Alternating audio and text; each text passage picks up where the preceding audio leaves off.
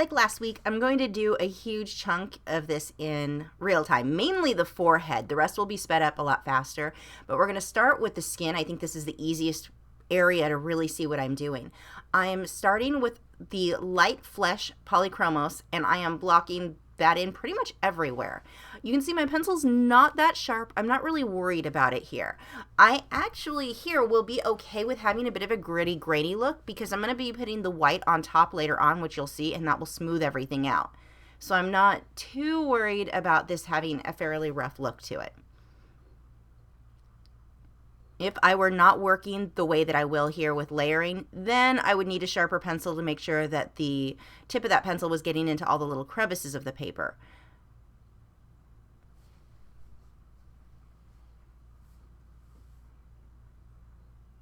And I'm working in small ovals.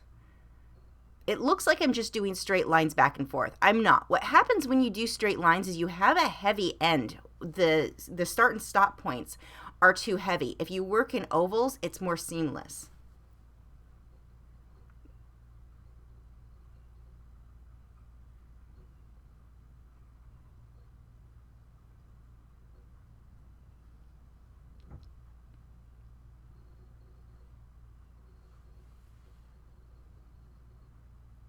You can see as I'm doing this, it is not perfectly smooth. I'm really not worried about that here.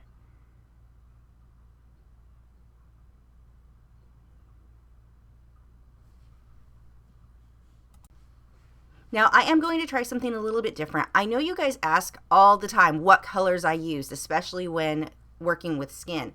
The colors are not that big of a deal. The main thing to notice is that I'm switching. I'm not just using 2 or 3 colors. The amount of colors I had pulled out for the face, and then this includes the eyes and the eyebrows and beard, but I've got nearly 50 pencils pulled out. So it's not something where it's really practical for me to list all of those colors. What I am going to do though, since we've slowed this down into real time, I will try to tell you which colors that I'm using, if that's helpful for you, at least on the forehead. And I've got my 50 pencils spread out all over my desk, so if you hear me rummaging through pencils or weird noises, that's what's going on there. But again, just remember, if you don't have the same, some people are going to be using Prismacolor. If you don't have the same pencils I do, it's not that big of a deal. Worry about your values. That matters so much more than anything else. I could have done the same portrait and used a ton of purple, and it would have just made it look like he was standing under purple lighting. It would have still looked like the same person and still looked realistic as long as I had my values correct. I had drawn out lines as guidelines on a couple of areas that right here in between the eyes, and if I would have left that there, that pencil line probably would have shown, so that's what I was just erasing there.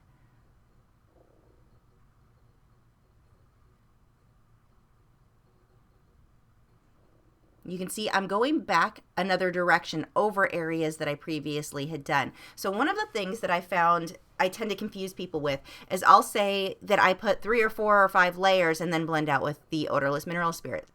It doesn't have to be 3 or 4 or 5 different colors to be a layer. I can take this same pencil and go right back over everything that I just did, getting that much more pigment on the paper, and that still counts as a layer. But when I talk about needing a certain amount of layers before I blend out with the odorless mineral spirits, that's really because I need enough pigment on the paper. It's not about having 3 different colors, but 3 separate layers of pigment.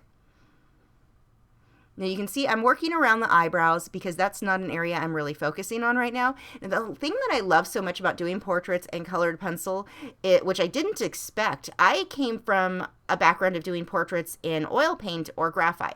And with painting, you have to do all of the skin kind of at once, and it all has to blend together. If you do one little area and then another little area separately, once the first layer has dried, you can usually see a little bit of a line or a seam between one layer or one area and the next. So I usually, when working in portraits, I usually do all of the skin at once in different, in various layers. But I would do the forehead and the cheeks, and all of that would be done while everything is still wet. With colored pencil, you don't have to do that. It all blends together seamlessly. It's amazing how great it is. You can work on one little area and blend that into the next. So here I did the forehead, and then I'll do the eyes, then the cheeks, and nose, and then the jaw and chin separately. So the color that I have switched to, this one is burnt ochre.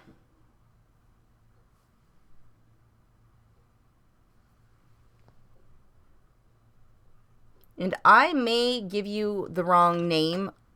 I'm pretty sure that's burnt ochre. I'm actually not going to be positive. It could also be cinnamon. Point is, yeah, that looks like burnt ochre to me. Point is, it needs to be darker than my first. I'm starting to darken up the edges of the forehead. I'm not going to do on any area, whether it be the cheeks or the nose or the forehead, I'm not doing the same color for everything. You're going to see that I will start to build up multiple other colors that to create depth. I don't want a flat forehead, so I've got to get these other colors in there.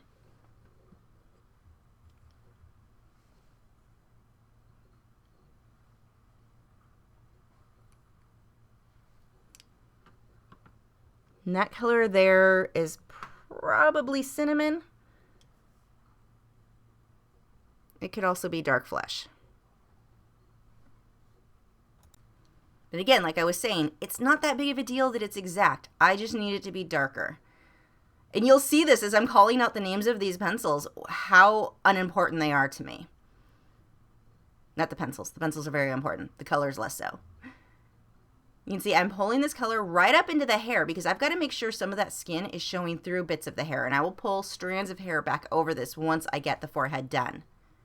So I'll get the hair mostly done, but I always know I've got to pull a few strands over it later on.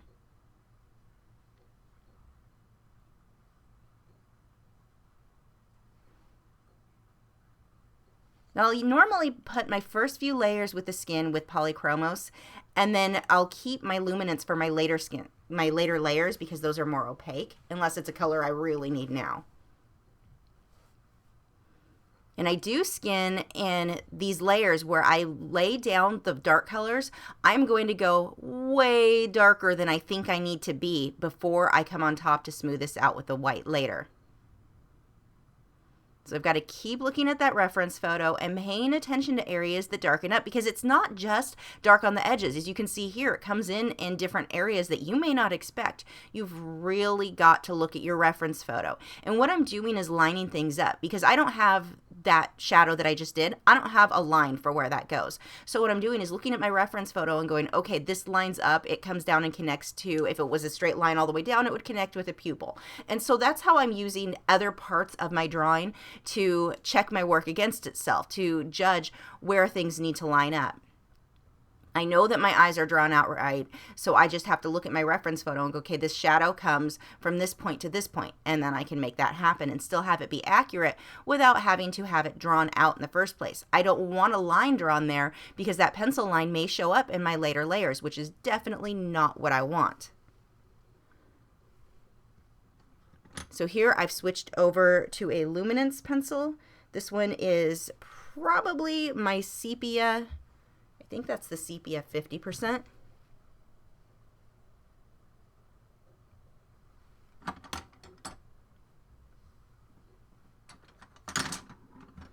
For parts of the edge, you'll see me work with sepia 50% and these pencils, it's written so hard to read. Cassel Earth. I use that for a lot of this, but yeah, that one's the sepia 50%. You can see I started with the lightest color with the skin and I just build darker and darker.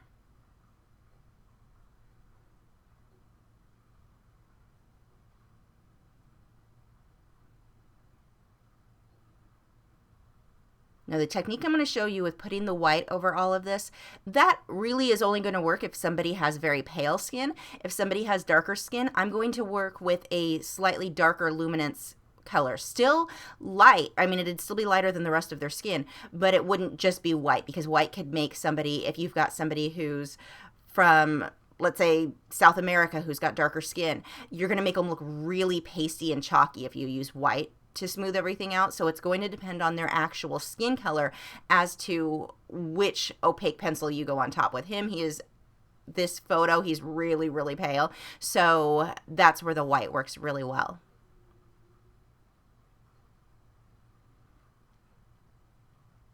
And I will need to do a portrait sometime very, very soon with somebody with darker skin and colored pencil. So You guys can see that too. The joy of real time. We all get to wait while I sharpen my pencils.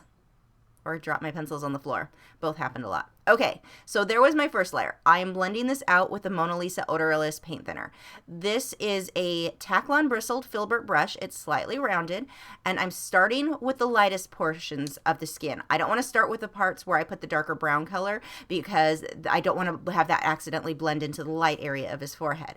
Now you can see the paper does darken up quite a bit. I am working on Stonehenge. Stonehenge, I think Alan Woollett refers to it as Spongehenge, and it is a very accurate description. This paper is very absorbent. It will suck everything up. So you can see it gets really dark with that paint thinner. It is just pulling it right out of my brush. My first layers with paint thinner, I use a lot. I always dab it on a piece of Viva paper towel. Now this is important. When I use paint thinner, it is always going to be with either Viva paper towel or an old t-shirt. Never with regular paper towels or any other brand. It has to be cloth-like, otherwise it doesn't absorb it right. So just make sure it's either Viva paper towels, the brand, or an old t-shirt, old rag, something like that. But I dip that paint thinner into I dip the paintbrush into the paint thinner, and then I dab that paintbrush a little bit on my first layer, just a bit, onto my paper towel. Once I start working and I get further in many more layers, and I'll point that out when I get there, I will use less and less paint thinner the further into this that I get, because it'll get to where you have so many layers of colored pencil that the paint thinner starts to move the pencil around too much, and it starts to lift some of that up, which is not really what we want. And you do have to get to where you're comfortable with the paintbrush.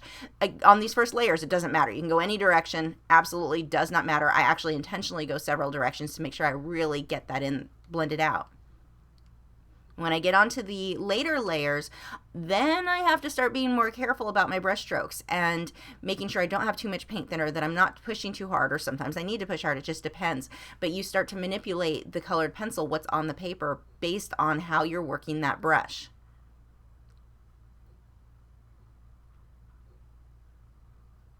You can see I have to dip it into the paint thinner quite a bit when I do these first layers. Again, because that paper just sucks it up. The Fabriano Artistico that I often use, the hot press watercolor paper, that one does not suck up the paint thinner as much. Stonehenge really, really does. And you'll see as this dries, it'll start to lighten up. Now you do want to make sure that you let that paper dry completely before you go on to your next layer. If you leave the paper wet and you work over it, sometimes it'll seem like, oh, look, it's still blending and I can use the pencil to blend now. What you're doing is damaging the tooth of the paper really badly because the paper is wet, so it's kind of fragile. Let it dry all the way so that it can handle the pencil. Otherwise, you can flatten that out and prevent yourself from being able to do additional layers later on. Now the shading, the shape that I've got here, it's not perfect, but it doesn't really matter because I'm going to do so many layers on top of this. You can see where I've pulled that right up into the hairline. So I let that dry. I'm going to start sketching in some of the wrinkles on his forehead. Now here's the thing when you draw wrinkles. Now he's not very old, so his are not going to be very deep. I do not want these lines dark. I just want a hint of them being there. And I'll do this in several layers. But you can see very, very light. If he were, let's say, 50 or 60 years older than what he actually is, then I'm going to push a little bit harder. I'm going to shade these deeper. The darker the line is, the deeper the wrinkle is. And again, he's pretty young. I want to say he's in his early 20s. I don't know. I don't pay that much attention.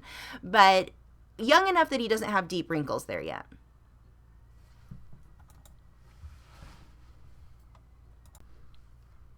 He also has a scratch on his face there, so you can see I've sketched those in.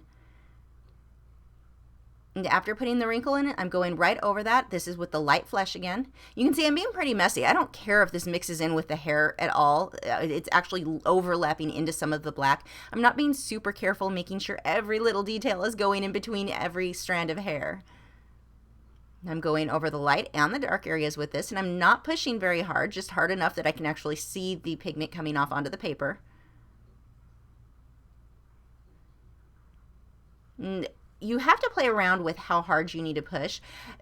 Use a scratch piece of paper and see what happens. I mean, you can see how much pigment is coming out on my pencil. Test and see how much pressure you need to apply to make that same amount of pigment happen.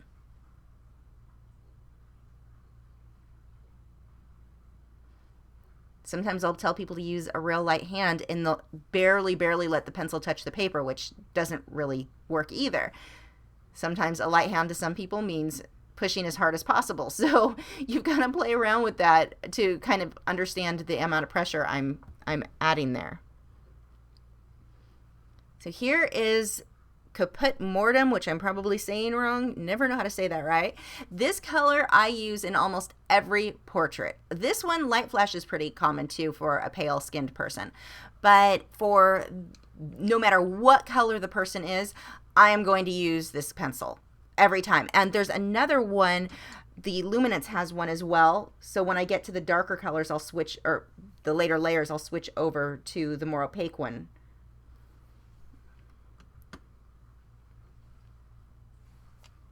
The Luminance pencils, again, if you're not familiar with them, they're wax-based, so they're going to be a bit more opaque for the most part than the oil-based Polychromos. As you can see, I'm really darkening up the edges there.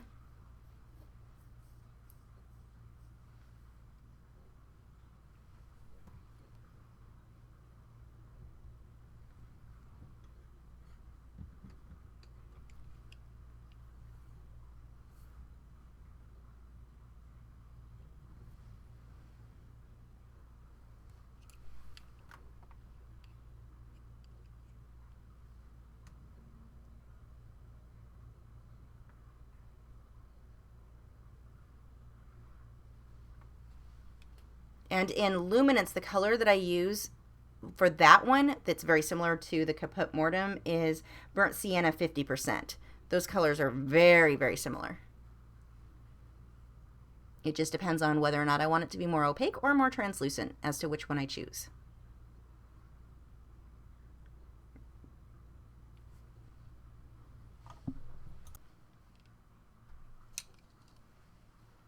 So there, I'm going back over that again with the sepia 50%. And I'm not choosing the sepia 50% because it's more opaque. I'm choosing it because there isn't a color really quite like that with the Polychromos. That's one thing that I love, well, one of many things I love with the Luminance, is that they've got a lot of these very natural tans and browns and cream colors that you really can't find in other brands of colored pencil. I'm layering this right up into the hairline there. I really need this. I don't want a sharp line between the forehead, the area that I'm working. I'm going to have to layer a lot to get that dark enough.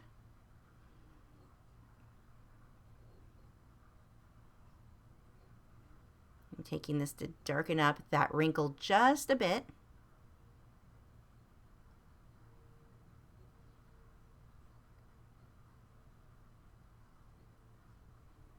Now the other thing, notice that those wrinkles do not just go straight across the forehead. They are slightly curved. His forehead is not flat, so you've got to be aware of that.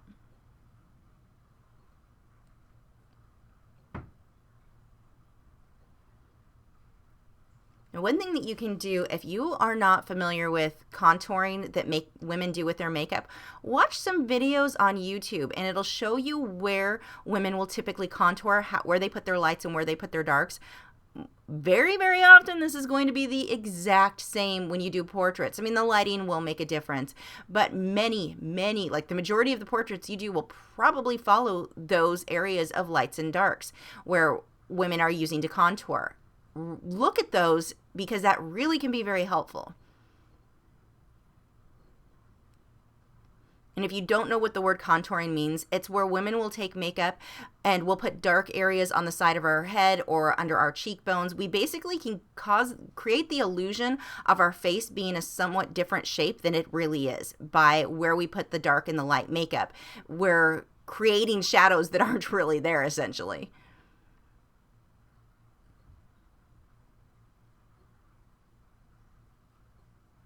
So you can see I went back over that with the caput mortuum. So where people ask me, oh, what color, what do you use for skin? This is why I generally don't say. It depends on the person, and look how many colors I'm using on one little area.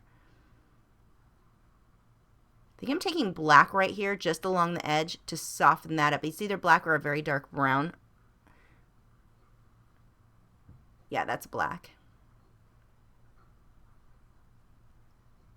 And so you can see how I soften that edge where the forehead meets the hairline there. I don't want a harsh line right there. That's not to say you won't ever want a harsh line. My reference photo doesn't call for it. And that's, again, going back to, it's hard to tell people this is how you draw skin because it always varies. And I'll see online where people will say, this person provides a list of colors to use for skin. That's really limiting, and all your portraits are going to look the same if you're using a formula every single time. You've got to look at your reference photo, look at the lighting and that person's skin, because you've got too many factors that come into play to say these are the colors that you use for skin. Yeah, there's going to be certain colors that I'm going to use on most portraits, like the caput mortuum. That's pretty much going to be, no matter what color somebody is, I'm going to use that color. But other than that, I mean, it just depends on their skin tone. It depends on their lighting, the way the shadows are, what colors are around them, what's reflecting onto their skin. There's too many factors to tell somebody this is how you draw skin. So you can see I'm blending that out with a paint thinner. Now you can start seeing some of these brush strokes that I'm getting. So I've got to be careful because I've got a little bit more paint thinner than I probably want at this stage. So I have to manipulate that brush to really make sure that I'm not getting a bunch of brush strokes all over. There's areas where I'm going to push harder, areas where I'm going to get a little bit lighter so that I can avoid those brush strokes.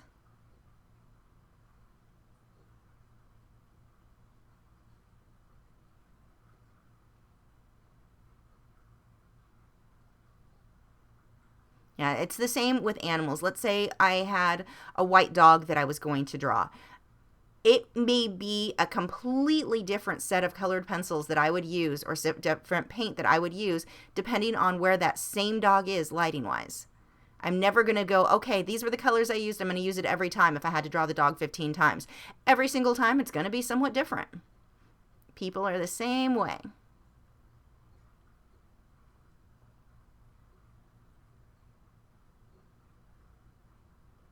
Now notice his face is really, really dark. And we all know, well, most of us know, he's much more pale than this. So especially in the show and in the lighting there that they use with him being out in the snow, they wash him out even more than what he actually is in real life. So this is really, really dark, and that might seem really, really scary, but it's what I need to happen in order to come on top of this with the white later.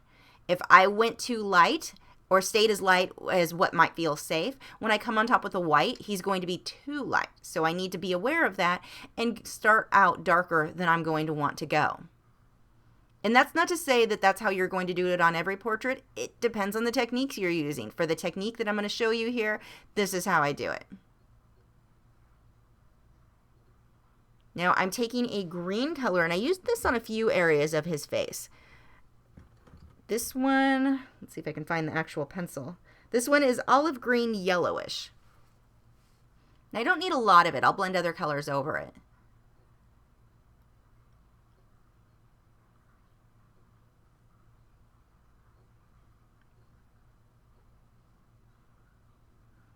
One of the big questions I get asked is, how do you know which color to use?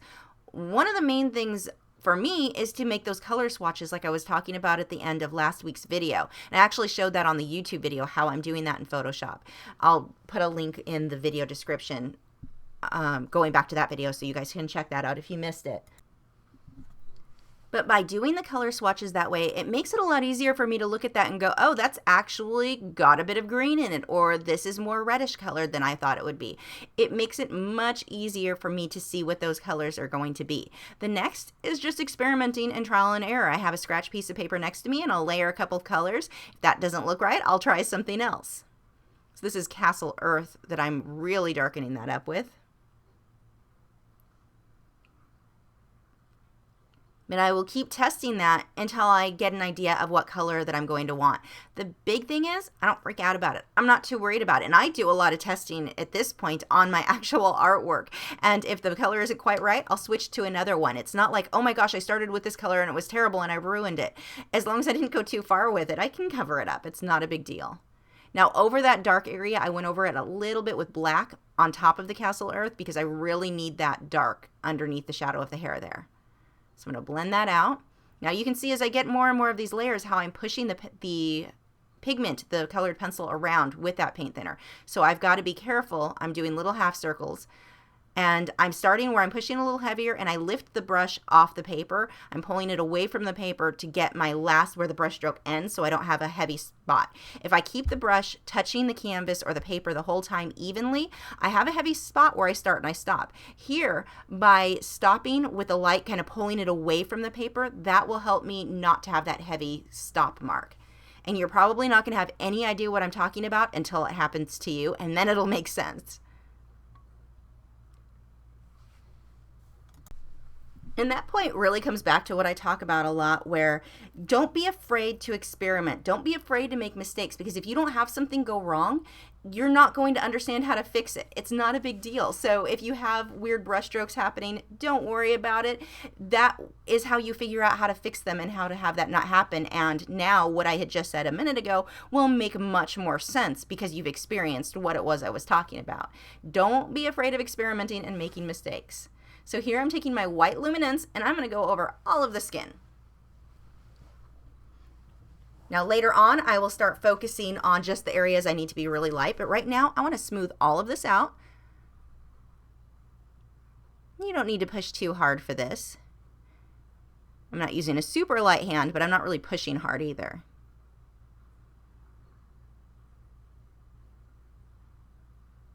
You can see I'm working in ovals, going in all different directions. I am not burnishing. I can't stress that enough. I'm not trying to blend right now.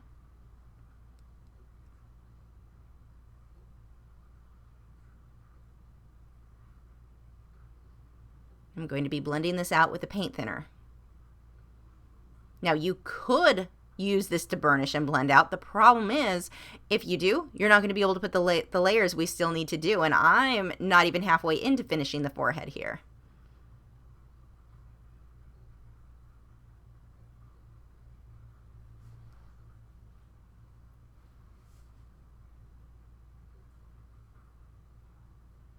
Now what's happening is two things. One, I'm lightening everything up. It's going to smooth it all out when I blend out with a paint thinner. But the other thing is, by doing this, it's working essentially like a glaze does in oil or acrylic painting, where I'm going to bring my lights and my darks together. I'm going to have a much more smooth transition from one to the next. It has a much more natural feel than just really dark up against really light, in this case with the skin.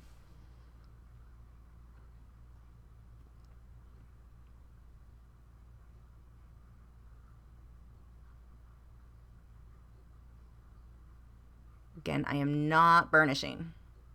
Don't push too hard here.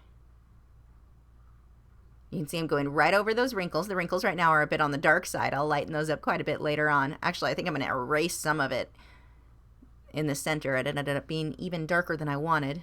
Not a big deal. And when I use an eraser, it will usually now for a colored pencil be the Faber-Castell ink eraser. So here I've got way less paint thinner on my brush. I've wiped a lot more of it off onto my paper towel than I did on the previous layers. And you can see how this just smooths everything out. And figuring out how much paint thinner you need, it really just depends. You've got to play with it. You've got to see what happens if you use a little more or a little less. Until you experience it, it really, you're not just magically going to know. There's no 50% this, 20% this, 30%. You have to just experiment with it. So here, there's barely any paint thinner left on my brush as I get out to these outer edges. If I had much paint thinner there, this would smudge everywhere and be an absolute mess of brush strokes. And I'm having to push a little bit harder with the brush as well because I don't have very much paint thinner in there anymore. Now as I'm getting out towards the edges, I'm finding that I'm probably going to need a little bit more paint thinner. But I've got to be careful because too much and I'm going to smudge this everywhere.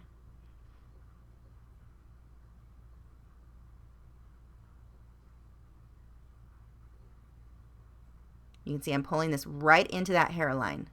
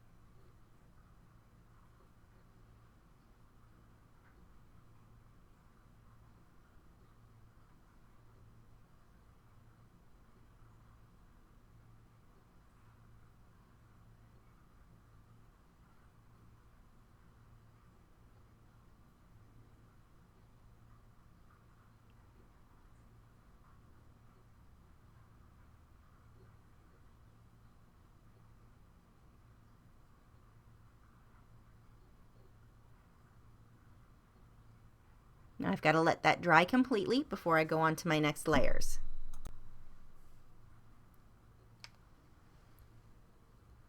Here is where I'm using the Luminance Burnt Sienna 50%.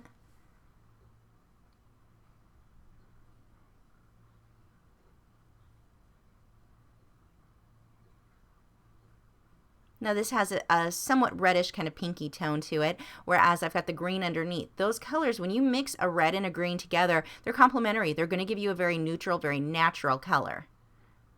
It's a sort of brownish tone, which works really well for portraits. When I'm painting portraits with oils or even with acrylics when I do my base layers, I'm going to pretty much always use some variation of red, green, yellow, and white. The amount of each color is going to vary on that person's skin tone, but those colors are pretty much always going to be included.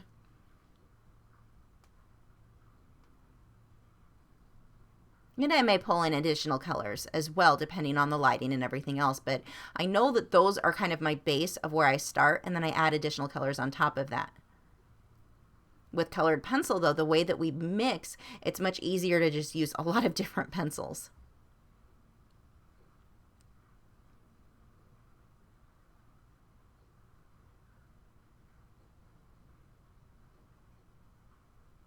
Now, for a lot of this as I worked, I found myself sitting where my artwork was off to my right and my reference photo was in front of me. I kept twisting to turn because I spent so much more time looking at the reference photo than I did my actual artwork.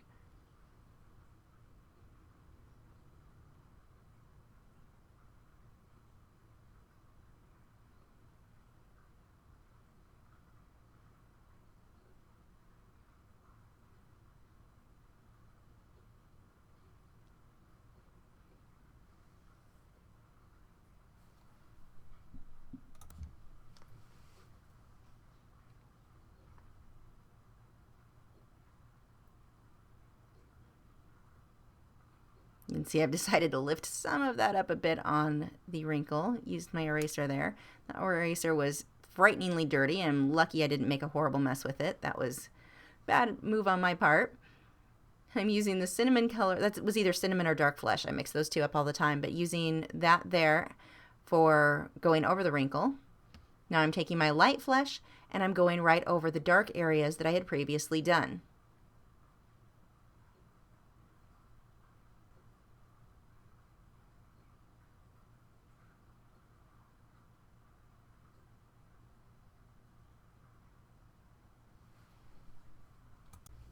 I'm using dark sepia here for some of these shadows now.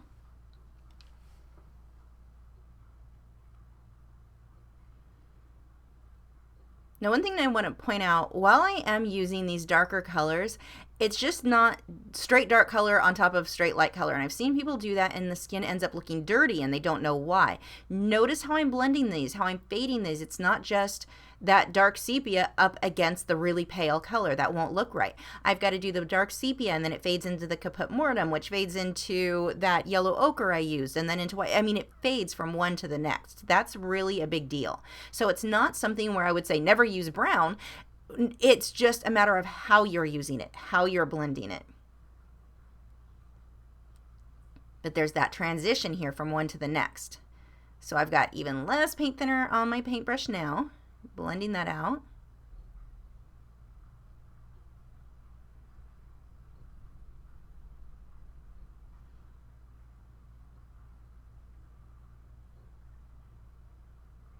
And at many of these stages, you're going to feel like, oh my gosh, these colors are wrong. I should just start over. This sucks. I put so much detail in the hair. This is totally normal and okay. And as long as you've not been pushing too hard, you're going to be able to keep layering until it looks how you want it to. For me, this isn't so scary because I know it's supposed to be really dark right now so that I can come on top with more light later. But when you're doing this, if you look at it and think, oh, this is wrong, it's not. Just keep working on it.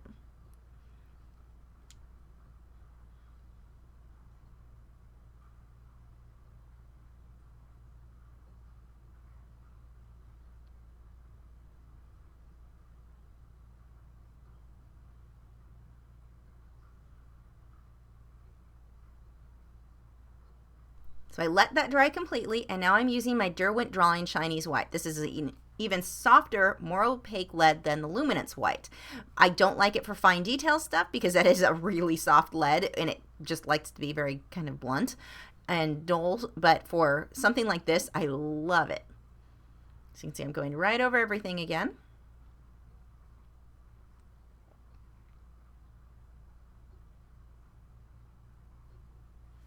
And you may think, well, why are you doing this again? You've already done this. I'm going to repeat this process until I get that skin to look exactly how I want. Does that mean sometimes I waste a layer? Maybe. I may waste a little time here and there. I may have been able to simplify it if a previous layer was just right. It's not that I always have to do this many layers. I'm just going to keep doing this, though, until it looks how I want it to.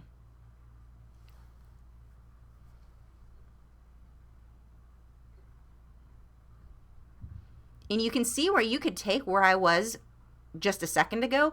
If I kept using the darker colors, a lot more of the purples and the dark sepia colors, mixing a lot of those, I could end up with somebody who was black. You can use a lot of these same pencils. It's a matter of which other colors you use in combination with them. So for him, I've added the white to lighten his skin up quite a bit.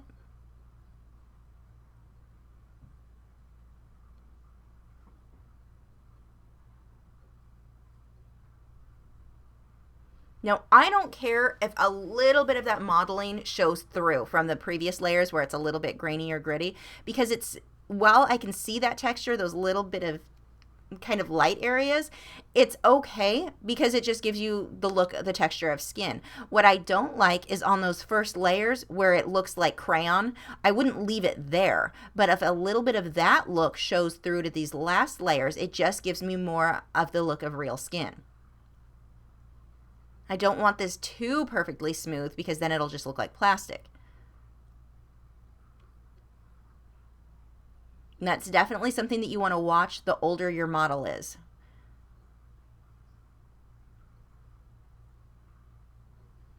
So now I'm coming on top. I blended that out with the paint thinner. I barely had any paint thinner on that brush at this point. I'm now coming on top and paying attention to where the really highlighted areas are. Now I'm starting to focus more on the actual shape of his head, where those lights and darks go. And this isn't a situation where you just want to go, okay, I want light in the center area. No, you've got to look at that reference photo. Where does that fade out? Here you can see it comes up over his eyebrows some.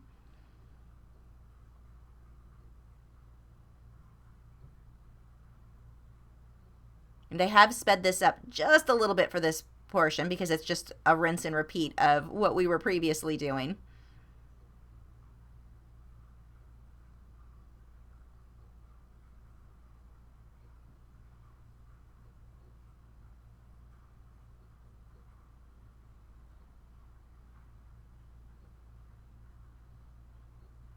And what you can't tell is I am letting that dry completely. Now, it does not take as long for the paint thinner to dry on these later layers. I've got so much colored pencil on the paper at this point that it's not really saturating into the paper. Plus, I'm not using that much paint thinner on these last layers anyway, for the reasons I explained earlier. So it's not going to take nearly as long for these later layers to dry as it did for the earlier ones. That camera just does not want to focus sometimes.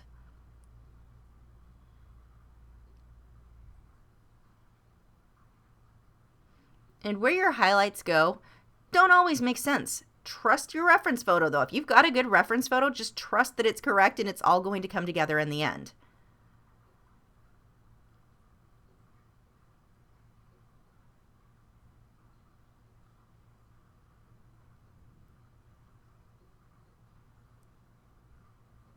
And look how all of those skin tones that I used, how all of those blended together they look seamless now. It doesn't look like I used that many different colors. I can't see the end of the pencil, so I have no idea what color I'm using there. I do know it's Luminance, which, you know, helpful.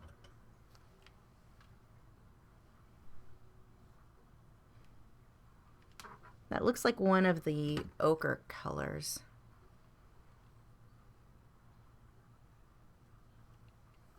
It might be burnt ochre. I'm not sure which percentage that one is.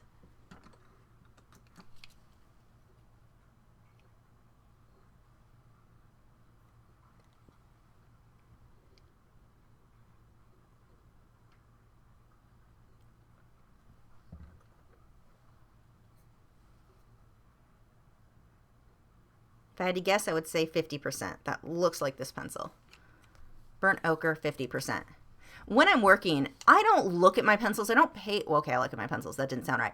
I don't pay so much attention where I'm like, which color is this? I grab one. Does it work? Great. If not, put it down and grab another one. There's no real science behind what I'm doing. A lot of experimenting, though.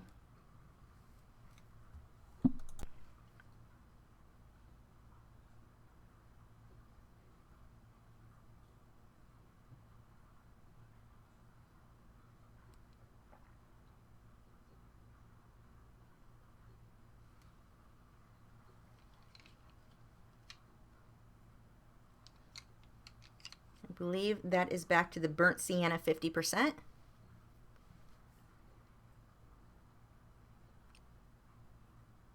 If you're looking at that going, why did you just put that there? I'm looking at the reference photo and trying to figure out where areas need to be darker. And I know it's not going to stay that dark once I blend it out with a paint thinner. Now notice that I don't need my brush to be terribly sharpened for this. I've got so much pigment on that paper that when I blend out with a paint thinner, look how smooth that blends out. I just have to use a very light hand. If I pushed very hard, this would not blend like it is. Those little dots that you're seeing on the paper, they're eraser or bits of the eraser when I erased that line earlier. I didn't do a good job of cleaning it off.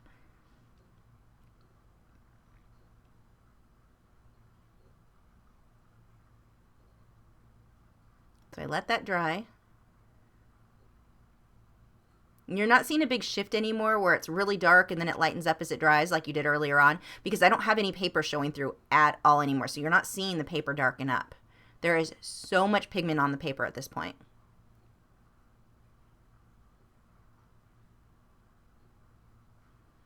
And the wrinkle that I had done, I can still see it a little, not much. I'll define it a little bit more, but that's one of those things like I was talking about earlier. I want that to be very subtle. I don't want a really deep wrinkle there, and that's something that you've really got to watch. And I've seen people do that when they draw children.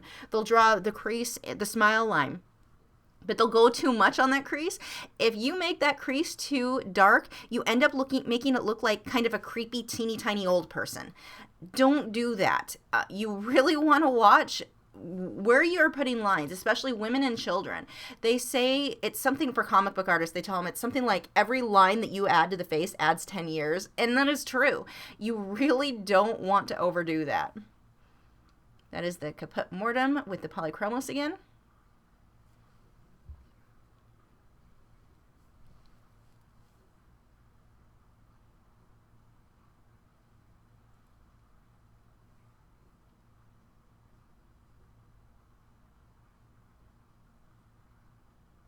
Now, did you see how I pulled the pencil down to the eye? It looked like I was going to start the eye. What I was doing is lining up on the reference photo. I know that that scar or that scratch needs to line up with this portion of the eye, and that's what I was lining up because I don't have the line drawing on there anymore. I'm going to soften that out just a bit.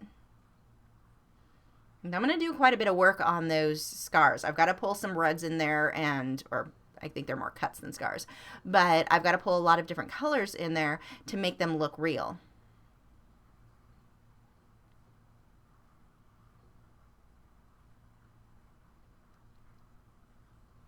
You can see even at this stage, his head looks like an oil painting. There is no difference between that and what one of my oil paintings would have looked at. So colored pencil is one of those mediums. You can do so much with it. It is not as limiting as you might think it is.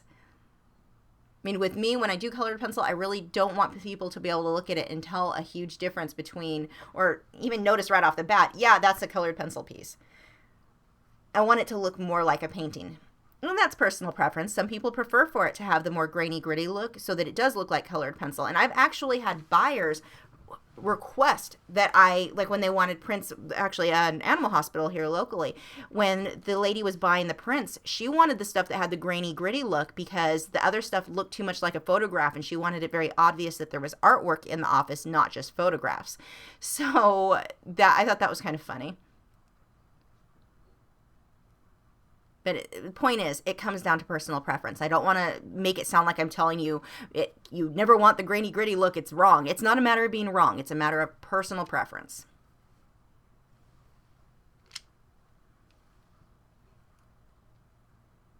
Now that color, I believe I am back to the burnt ochre 50%.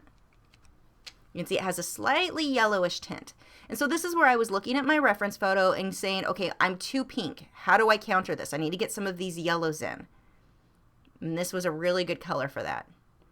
And when I looked at it and said I needed some of these yellows in, it wasn't that I reached for a yellow pencil. You can see that's kind of this golden orange, almost pumpkin color. But what I needed is something that leaned towards the yellow side of the color wheel versus something that leaned towards purple pink like what I previously had. But look at how nice that looks, where I've got areas that have this golden color that fade up into the more pink colors. It looks so much more realistic than had I used just one or the other. And again, there's no formula for skin. It's all dependent on that person. So now I can come through, I've sharpened my black pencil as sharp as I could get it, and now I'm drawing in these little hairs that lay into the skin. And the way the hairline works is going to depend on the person. Sometimes it's their skin color will make a difference. Sometimes it's their hair color, where you will or won't see more or less of the transition between the hair. Sometimes it almost looks like it fades. Here, his hair, there's so much contrast there, you can really see the hair or the skin in between some of these strands of hair. You can see I'm pulling a few out over the skin there. I'm not quite finished with the skin. I'm going to do a little bit more work on it, but I've got enough that I can start pulling some of the hair into it. We got to blend that out. I realized I was missing a spot with the skin.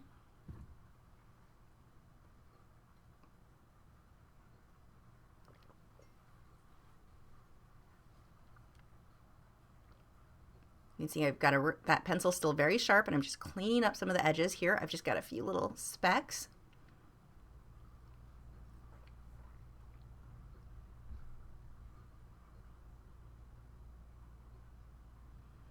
Look how I'm changing direction of some of these hairs.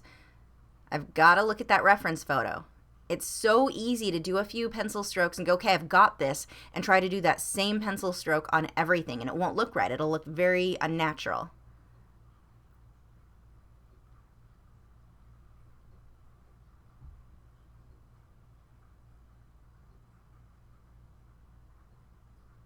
But now you can see where it looks like, because of the way that I had laid the skin tone in there, it looks like you can see part of his scalp through his hair, which is what I want. And I'm going to have to come through here with a little bit of brown as well. I'm not just going to use black for those hairs. So here I'm using that dark sepia again. You can see now I need to darken this up a lot. And as I go, I'm going to have the forehead mostly done, but I will come back through very, very little, by the way, almost no paint thinner on that brush at that point, because I have so much pigment on the paper. If I had very much paint thinner, it would have just lifted everything off. But anyway, I will come back through as I get further in with his hair, or I'm sorry, with his face. I'm going to realize I need to darken up areas of his forehead a lot more. So I will come back through. It's not like this is it, this is done. It's as far as I'm going to go before I move on to the next layer, but I'm still going to come back through and do a lot more shading. I actually will take a photo, put it into Photoshop next to my reference photo, and stand back to where they're both kind of small. It makes it so much easier to see areas that I need to go darker or lighter on my own. Now see how I blended the side of his face into his hair again. Look how nice and soft that is, even though the paper's kind of over it.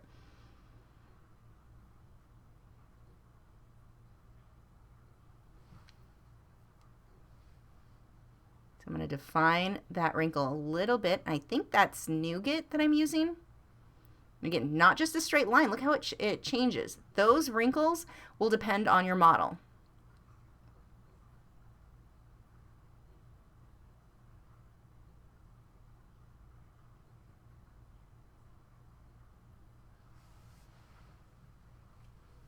So I'm taking white and going right under it.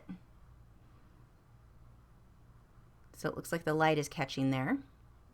which makes it look more like a wrinkle and not just a line on his face. And I'm going to use that same technique with the scarring on his face, or the scabs, scratches, whatevers. I'm going to use that there too, where I come back through with the white to really create that, where the skin is kind of puckered on the scar on the left, or the right, his left.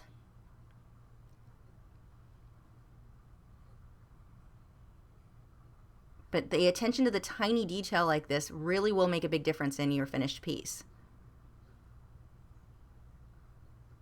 You can see how this is where I'm coming through with those little areas where the skin is somewhat wrinkled there.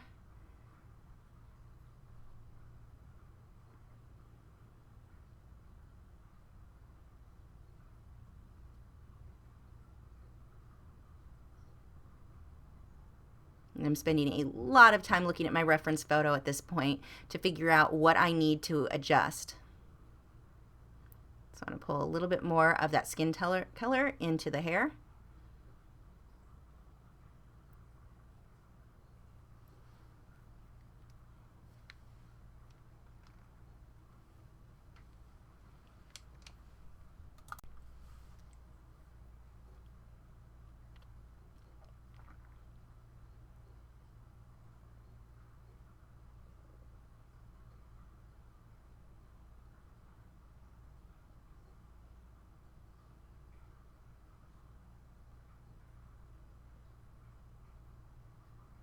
And I'm not pushing very hard with this pencil. I really don't need to. That's the Derwent Drawing Chinese White. I've not tried the rest of the pencils out of that set. I kind of want to pick some up to see if I like any of them, but that one is just the most amazing pencil. I love it so much. Artist Wendy Lane is the one who recommended that to me, and I didn't really believe her that it was going to be that great, and I tried it. Oh my gosh. I will forever be grateful for her for that suggestion. And the nice thing is that's not one of the more expensive pencils. The Derwent pencils are generally fairly inexpensive. You guys know I did not like the color soft pencils at all, but this Derwent Drawing Chinese White so makes up for that. Some of the stuff that company makes are amazing, and some not so much.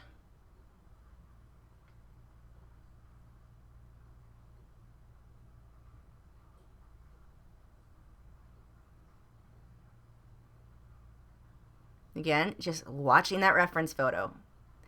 Paying attention to areas that need to be a little lighter, a little darker.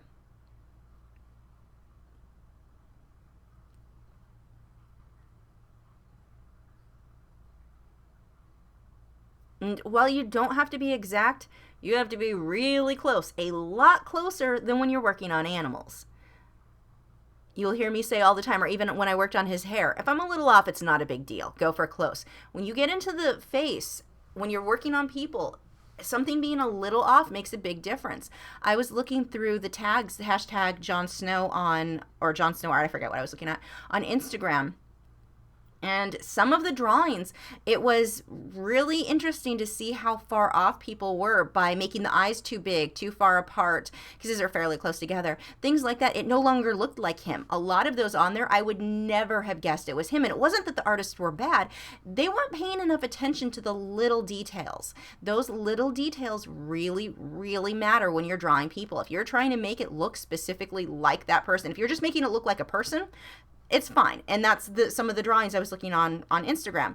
They looked like a person and they looked like a decent portrait. It just didn't look like him in the least in many of these cases. Some of them were amazing. Some of them were just so far off that it's just a good reminder. You've really got to make sure every little thing is perfect. So the skin here, if I'm a little off, the highlight's a little too far to the left, a little too far to the right, not a huge deal.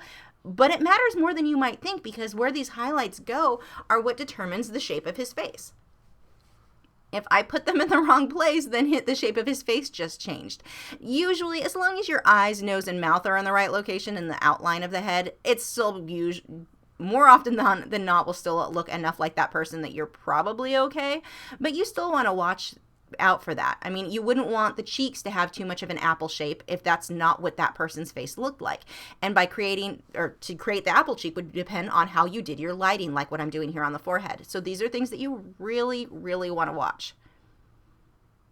Get a lot more picky, and it's one of the reasons I usually will tell people don't start with portraits, start with flowers. Get to where you're comfortable blending pencils so you're not throwing two difficult things at yourself all at once, learning to blend the pencils and learning to do portraits at the same time.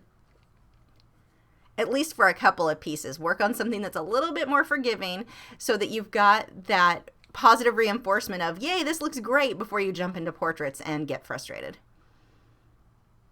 That's not to say that you shouldn't do portraits. I'm not trying to discourage anybody, but I do want to set you up for a positive experience by starting with something that's a little less demanding before you jump into straight. Like if this is your first time doing a portrait or first time working in colored pencils, I wouldn't do portraits for the first project.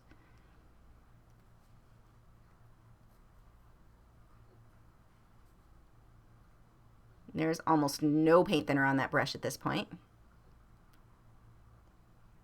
One of the ways that I test to tell how much paint thinner is on my brush is I dab it on my drawing board, because that drawing board, it's kind of a particle board type stuff, and you can really see how much paint thinner is coming out of that.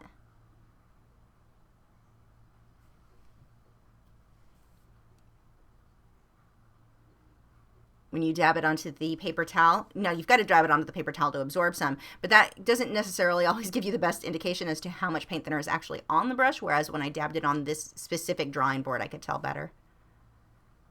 So here I'm taking that caput mortuum, I'm giving that scar or that scratch a bit of a reddish tone. And then you can see where I've come around with the white. And I've also used a bit of brown. So there are 3 colors to get those scratches. Working on that wrinkle a bit more. And that, I think, is nougat or nugget. Nougat? I don't know. We all know I don't know how to pronounce things. I'm going on top of that with the white to soften that out. And that's still too harsh.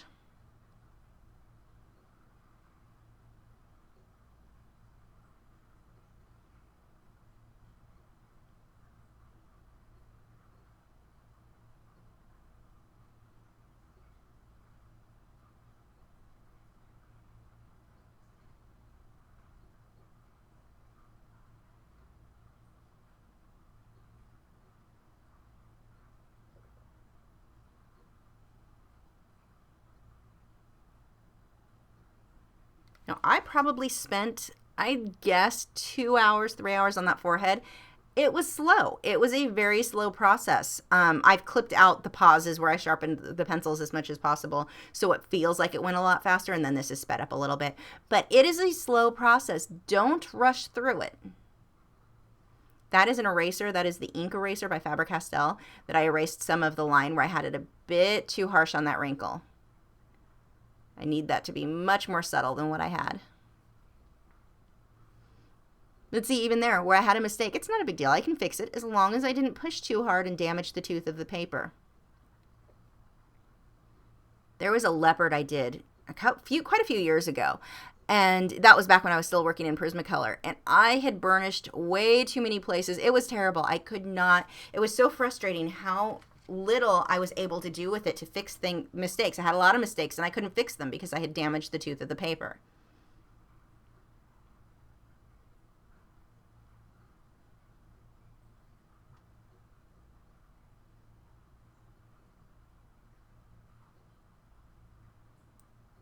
See, I'm working on the shadows where that fades from the hair into the scalp or the forehead.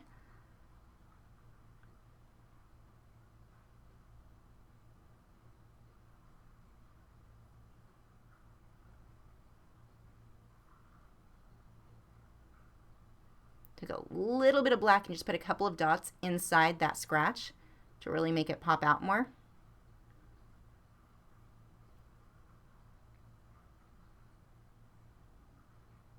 Just working a bit more on some of the shading and the shadows in the hair. It's easier to see now that I've got the skin tone in there. It's a lot easier to see where I want to go a bit darker on that hair. And I may even go darker than what I've got now, what I finished with on this for the face, once I get the rest of the clothing in. Just because it's so much easier to judge your values once you've got more of those colors in there. You can see I'm taking that black and going up against the edge. And you'll sometimes tell people never use, or you'll hear people say never use black on portraits. You can't say never. There is never anything that you can usually say never with art. There are always going to be exceptions. Usually, yeah. Normally, I would not use black except on the pupil. But here, because his hair is so dark, I've got to get that to fade nicely into his skin. And so I've got to use a little bit of black on those edges.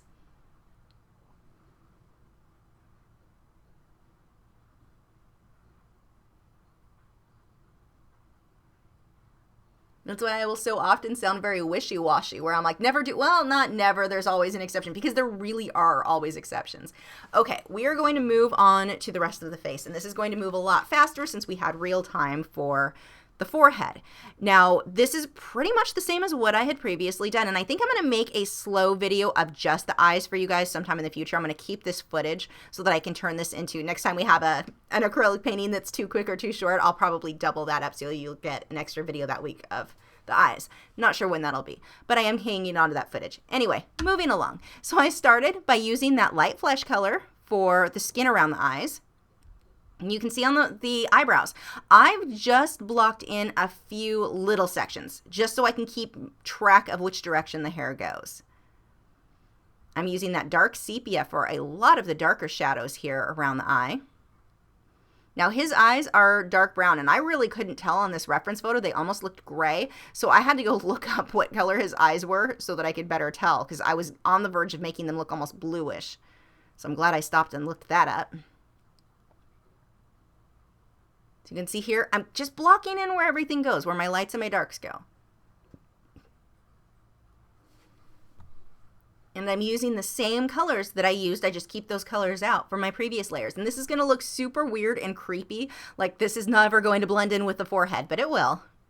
Now the other thing to notice, look at the white of the eye. It's not white. It's actually a darker gray. I will put highlights in there, but that is a really important thing. Do not make the whites of your eyes white. It'll look really weird. I'm just copying my reference photo. My pencils have to stay super sharp for all of this little detail. And this is the same thing as the forehead. I'm going to go darker than I think I need to go, and then I'll end up lighting the skin up around it. Now the eyelashes that I'm putting in there and the eyebrows, it's not that those are the eyebrows. I'm not finishing those. I'm just putting them in as guidelines right now. I've got to get most of the skin in around it completely before I can really finish those hairs, because those hairs have to layer over completed skin. So all I've done is block in where my main lights and darks, or darker portions, especially on those eyebrows, go. Blending that out. You can see I'm not being terribly careful there. I'm using a pretty big brush. I'm just smudging all those colors.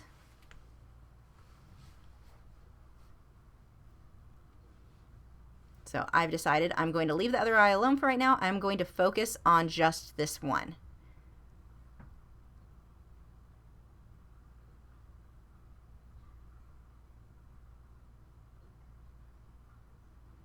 So here is that caput mortuum color.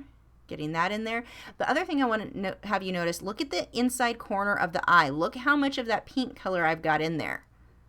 You don't have the whites of the eye extend from one corner to the next. Really look closely at the detailing there.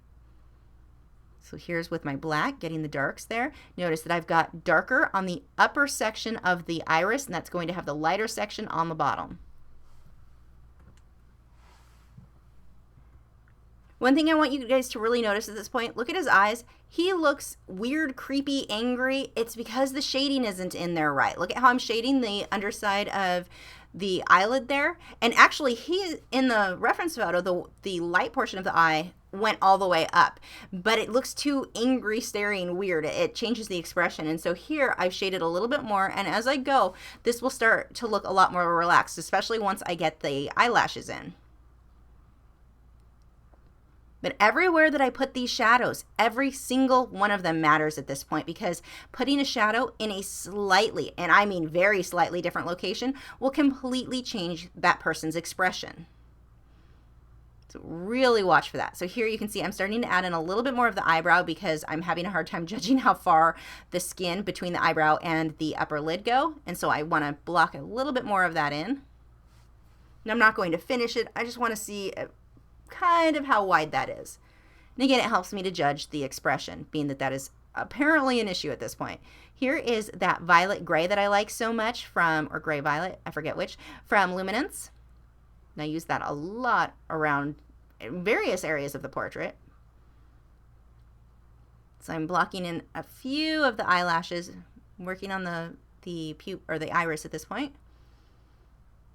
You can see I've got a little detail. You can see some of the little sketches of lines in there, but not a lot. This is not, his eyes are so dark. This is not something where you want to do these crazy, bold lights and darks, lots of contrast within that iris. It really wouldn't look right for him. So again, going back to look at your reference photo. Because I know a lot of times people will like to put more detail than what you normally see in an eye when doing portraits. Sometimes that looks great. Here, it would look terrible and it wouldn't look like him at all.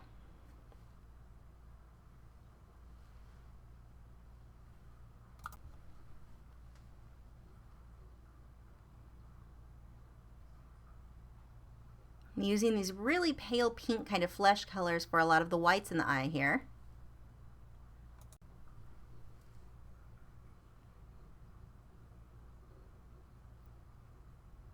Notice when you draw eyes on that bottom lid, you're going to be able to see that inner tear line. Make sure you do not have eyelashes coming out from the eyeball, the line where the eye and the eyelid meet. That looks like the eyeball is furry. See how the eyelashes, and you'll notice this more later, but the eyelashes are always going to be on that outside of the tear line. A few of them will cross over, but for the most part, they're going to be coming from that outside edge. And look how dark I've got that the white of the eye there. I've taken a little bit of a bluish purple to darken up the darkest portions of that iris. I want to make sure that the black is really, really dark in there. And again, that's not to say that it always needs to be that dark. You've got to look at your reference photo and see what your model actually needs. I'm using a slightly smaller brush for the intersection of the eye for blending with the paint thinner, and then I switched back out to my larger brush. You can see I'm blending over the eyebrows as well. It's okay for me if the skin color gets a little bit darker underneath those. That is totally fine. So I don't really care if they smudge a little bit with that paint thinner. I can be very loose, very messy with that. I'm taking this peach color, I let it dry. I'm using this peach color and going right over the lightest portions of the iris. A little bit of white in there. Don't want to go too crazy with that. I'm using this white for some of the lightest portions now of the white of the eye. But you can see it's not going to make the white completely white. I'm just lightening up the area that I need to and smoothing it out.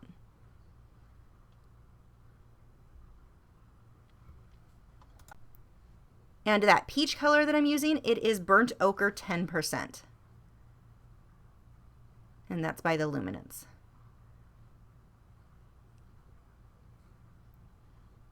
So I'm using that caput mortuum color.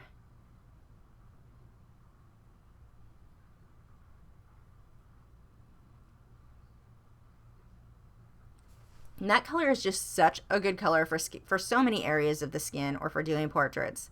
Because you wouldn't want to use just white or just pink on the inside portion of the eye, not here where it's somewhat shadowed. That color worked perfect. So I'm lightening some of this up with my Derwent Drawing Chinese White.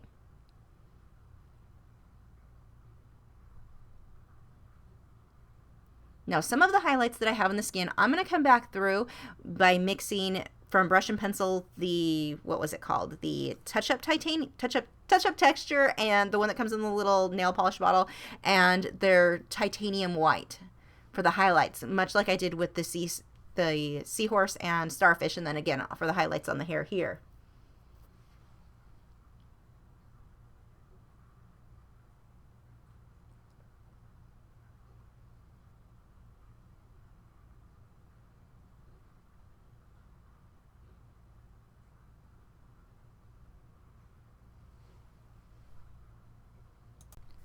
I'm going back and forth between French gray and sepia 50% for a lot of the shadows in here. You can see I'm layering that caput mortuum color. And again, all of these shadows, they are a big deal. Watch your reference photo. If you pull a shadow a little too far to one direction or another, you can completely change his expression.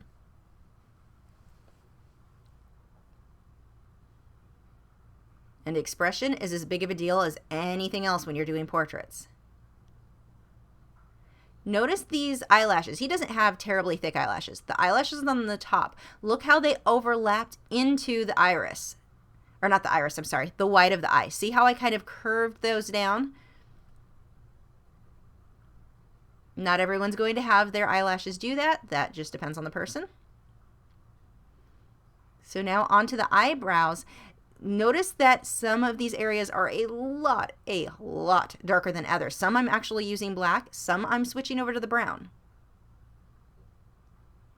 And I've got to watch the direction of each of these individual hairs very, very closely on my reference photo.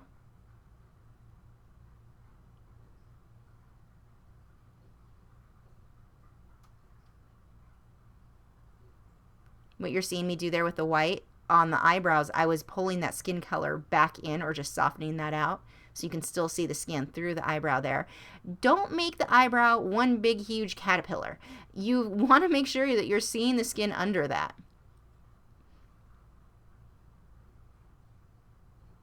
Especially on the intersections. Now, just like the skin on the forehead, I've got to pull white over a lot of this to soften everything out, and then I can come back through and darken it up as needed. But I've got to use the same techniques as I did on the forehead in order to make all of these match. You can see as I go over that with white on some of these areas, it's almost blending on its own. I'll still use the paint thinner, though, to blend it even more. I'm taking a brown pencil there. This is a really dark one.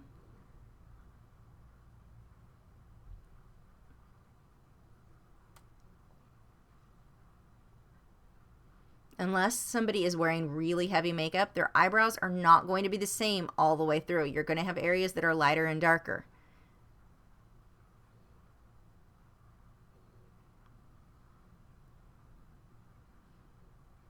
Now here, his eyes almost look bruised. They're very, very dark, but it's just like I did with the forehead, where I've got to go darker than I need the end result to be so that I can go on top with the white and blend that out.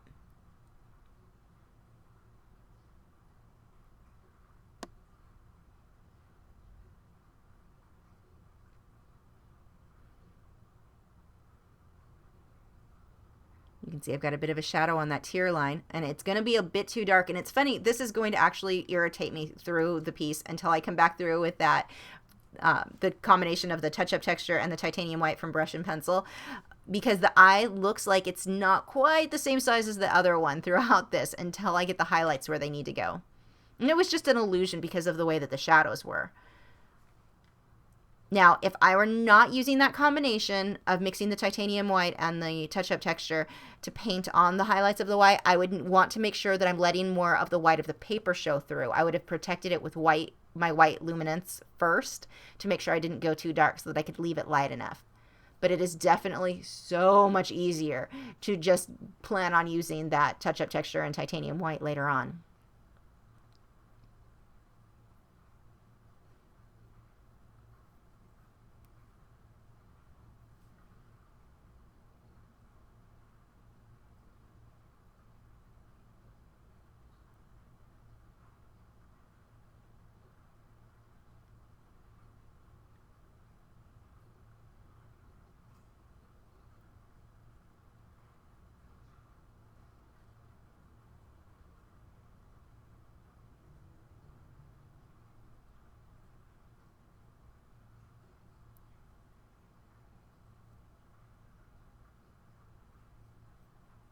Getting some of those eyelashes in there. And again, I don't want to go crazy. He doesn't have really thick eyelashes.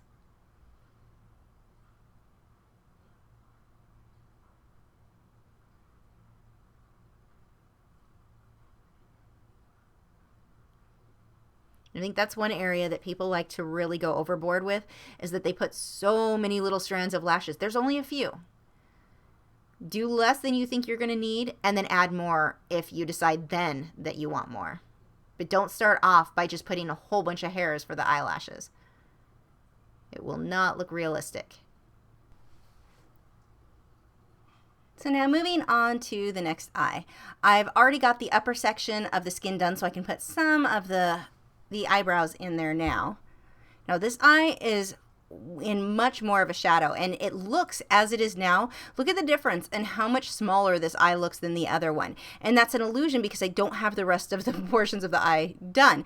It's not drawn incorrectly. I trust my drawing because this one I actually traced. So I know it is 100% accurate, and I need to trust that and not try to overcompensate. And that's something that people do a lot.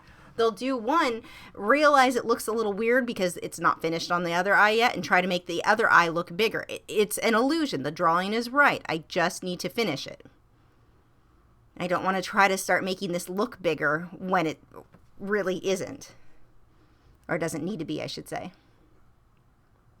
Now this side of the face has a lot more of a shadow, so I'm taking that darker sepia color and laying that in on parts right up against the hair on his cheek there, a lot more than I did on the forehead. I'm using that sepia pencil from Polychromos there for a lot of these shadows. And as I was going, I would feel like I was going too dark, and once I had it mostly done, I took a photo and put it into Photoshop next to the reference photo and realized I could go way darker on all of this. But luckily, because I kept a light hand through all of this, I was able to come back later on and do that without having to fight with the paper, not wanting to take additional layers. And this is one of the reasons that I do like paper that has a little bit more tooth. The Fabriano Artistico is great and the Stonehenge is great. It has that just enough tooth that I'm able to get more layers on it. Vellum, too smooth for me. It just doesn't work well for the techniques that I use. I cannot get enough layers, and I don't feel like I can get the color saturation where I want either. And that's why with the Stonehenge that I'm using here, this is the one sold in the individual sheets that I cut down to the size that I need. One big sheet will give me 4 11 by 14 inch pieces to work on. You can see I'm layering this just like I did the other eye. But the paper that you choose to work on will make a huge difference. And a lot of that does depend on the techniques that you're using. But for my techniques, these are my favorite two so far that I've used. The Stonehenge and Fabriano Artistico. And Stonehenge is going to probably always be my go-to paper. I can't imagine finding a paper I like more for doing portraits. I just love the effect that I can get for skin. It's a little bit harder to blend this smoothly on Fabriano than it is on the Stonehenge, at least for me.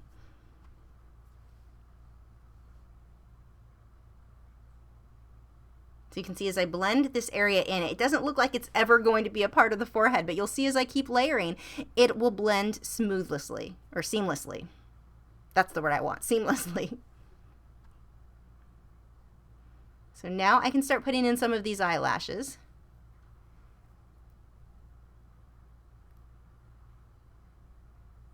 Don't forget to keep in that tear line.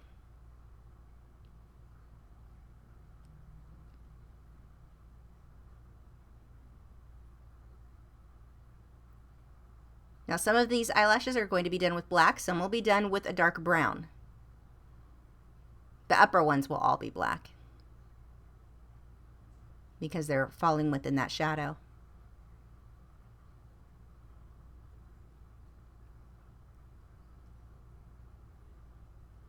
Now look at the difference. If you were to back this video up a bit, look at the difference in the eyes now versus where they started, and what a difference that makes on the expression just in how I've shaded it. The drawing's the same. The drawing didn't change. The way that I've shaded it changed, and it completely changes his expression in doing that. He had more of an angry look on his face or in his eyes when I first started out with them. I'd be angry too if my eyes looked like what I had for the first few layers, so I can understand.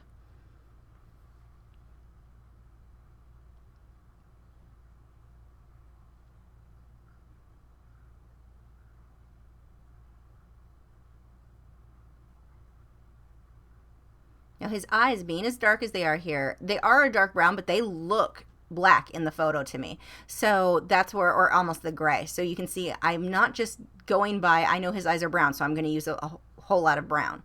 I'm making them very dark based on that reference photo.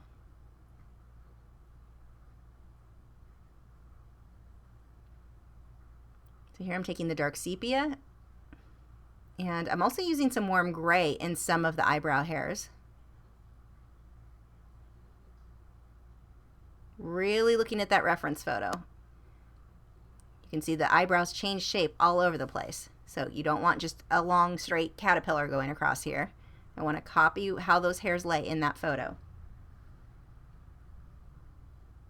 I'm taking this peach color. I keep calling it peach, but it's not actually called that. That one is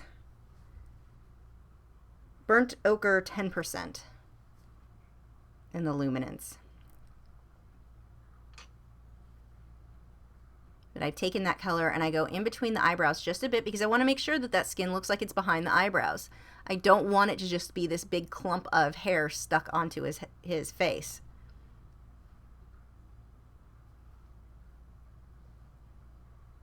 You can see now why I didn't start by putting a lot of detail in the eyebrows, because look at what all has to go on top of the skin. So I need that skin pretty much finished before I start this. Watch the dark and the light sections.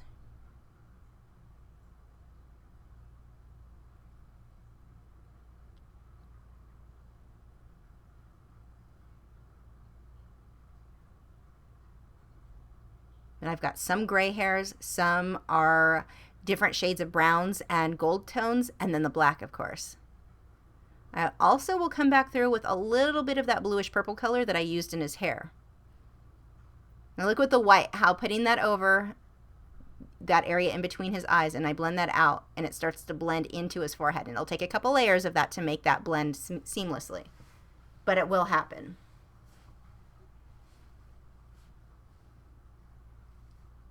So I'm going to let that set for now, and I'm going to work down on to his cheeks and nose. I'm starting with the light flesh again, getting everything shaded in here.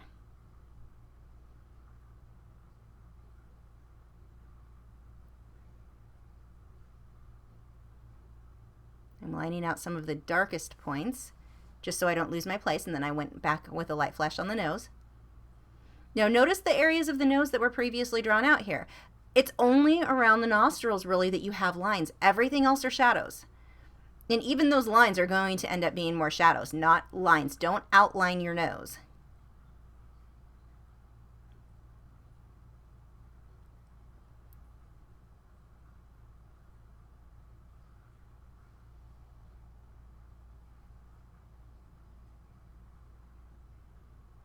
And this is the exact same thing that I did on the forehead. The only difference is I'm paying attention now to the difference of where my shadows go, my lights and my darks. But again, I'm going to make everything much, much darker than I know my end result is going to be, being that I'm going to come on top of this with the white. So you do this and you get to this stage and look at it and go, oh, I just ruined it. You didn't. It's just an ugly layer, a very ugly layer. It's going to get worse. Wait till I do his jaw and his lips. There are some scary looking layers there. Even I started to worry on that one. So here I'm using a warm gray, I believe, on some of these shadows.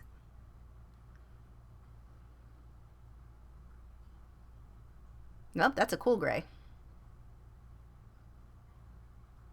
And how do you know when you need a warm or a cool gray?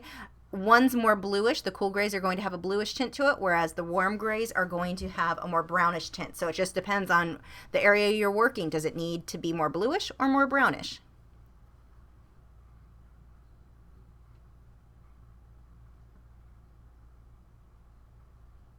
And again, a lot of this is just experimenting. Try one. If it doesn't look good, switch to the other. Don't freak yourself out about everything being the perfect color.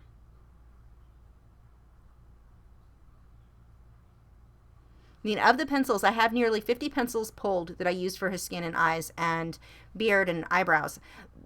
That's a lot of pencils. I didn't use all of them. There are a few of these pencils were ones I pulled out, tried, didn't like, and put them down.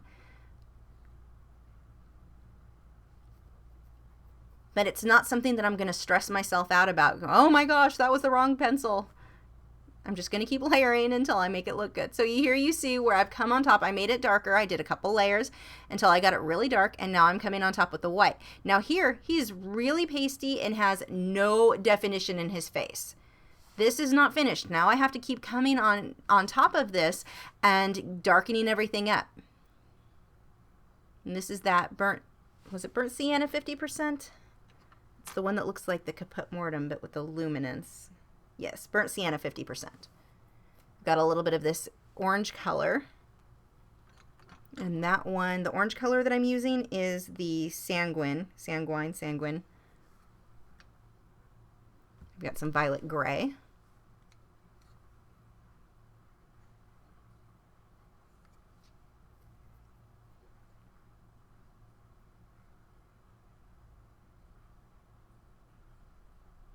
I think the big thing though, don't be afraid of your work. Get over the fear of making mistakes. You're going to make mistakes. We need to make mistakes to learn.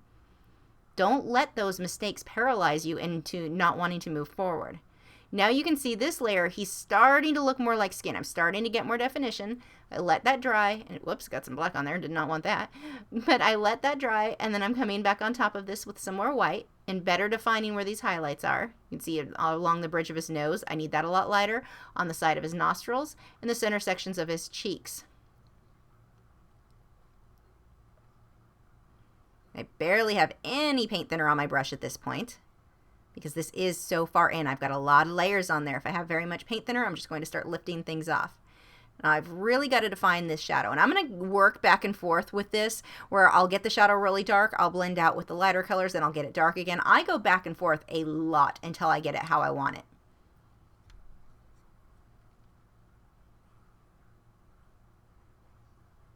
There's the caput mortuum color.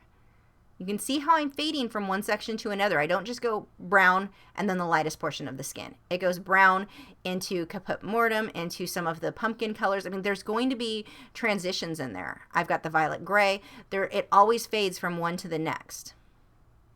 This is what's giving it that very realistic skin tone. You're not going to make the skin look that realistic with just a couple of colors.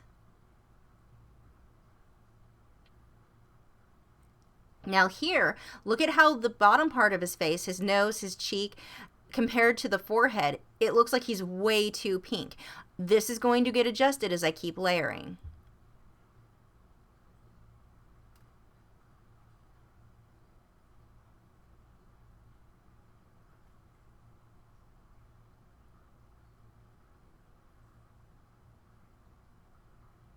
So after that dried, I'm coming back on top and getting more of these shadows. That pencil, I believe, is the nougat color. If I say it wrong enough times, one of those times has to be the right way to pronounce that word.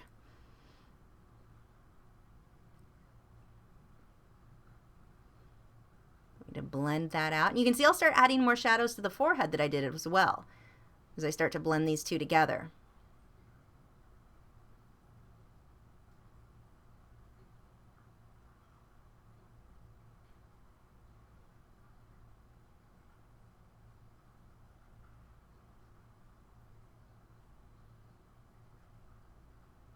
But I've got to keep layering until I get enough of the lights and the darks. This is what is going to make him look more three-dimensional. If all of his skin was one color, he would just be a flat cartoon.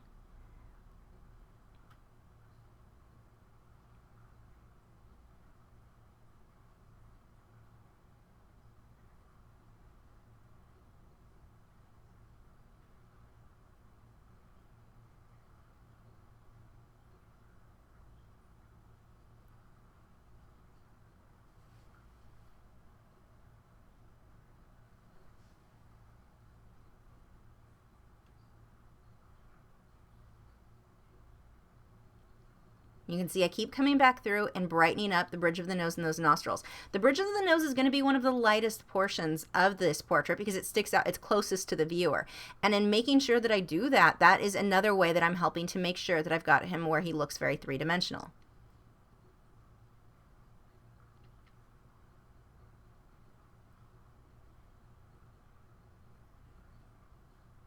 Even though the cheeks have the lighter portions too. I'm going to make sure that bridge of the nose is slightly lighter than the even those.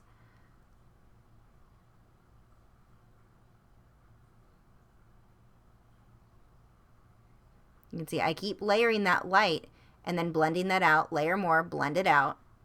Very, very little paint thinner on that brush. It's almost completely dry.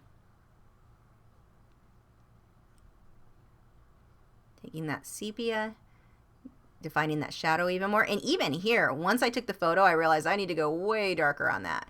So we're going to let that set for now. And as you can see, that area right there that I just blended out, I had too many brush strokes showing. So I just had to go back over it with paint thinner and smudge that out.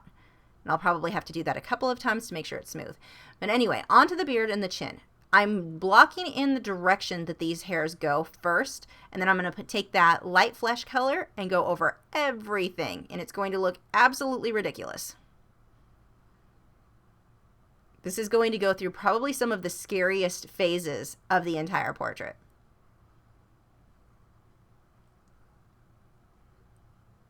I went with a cinnamon color for the lips. It is just a bit darker than the light flesh color.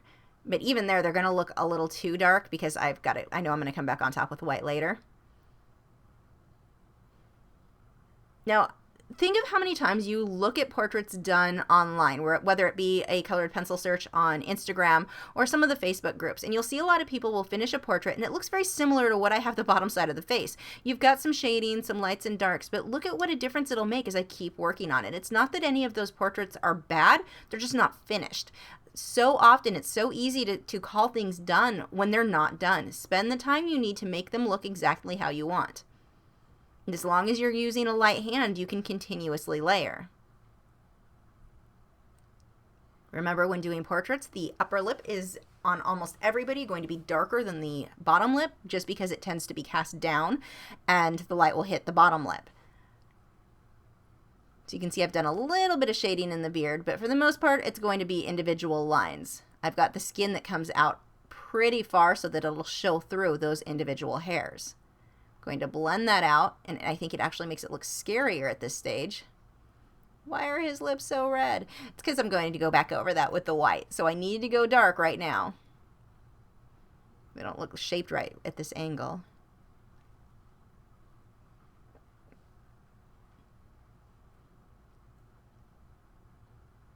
So that's fairly frightening when you compare that to the rest of the face.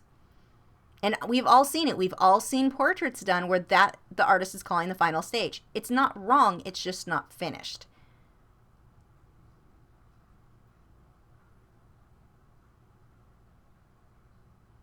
One of the only art classes that I had when I was in high school was an AP studio art class. And the teacher didn't really teach us anything at all. He'd give us assignments, and then the most he would do to help is you would go and show him your work and say, okay, I'm finished. And he'd say, nope, you're not. Go back and work on it more.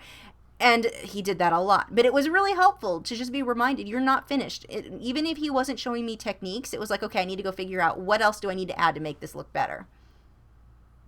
And so often, that's really what we all need to do. Just keep working on them. Now look at the upper section, the nose and the cheeks. That is really, really pasty right now. I'm going to have to go over that quite a bit with some of my darker colors to soften all of that out.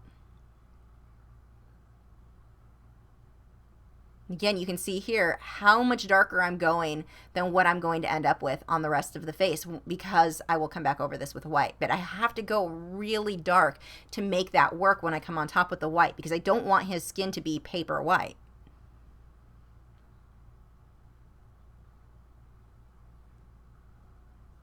You can see it's very flat at this stage. I've got to add a lot more depth in there, a lot more shading.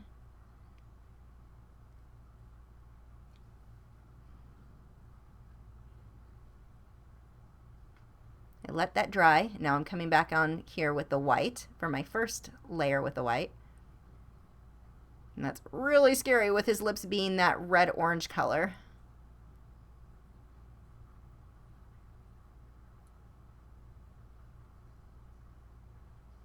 And the pencil lines, the brush strokes, all of this is the exact same that I did on the forehead. So if you want to see again how I'm moving the pencil, just back the video up to those sections.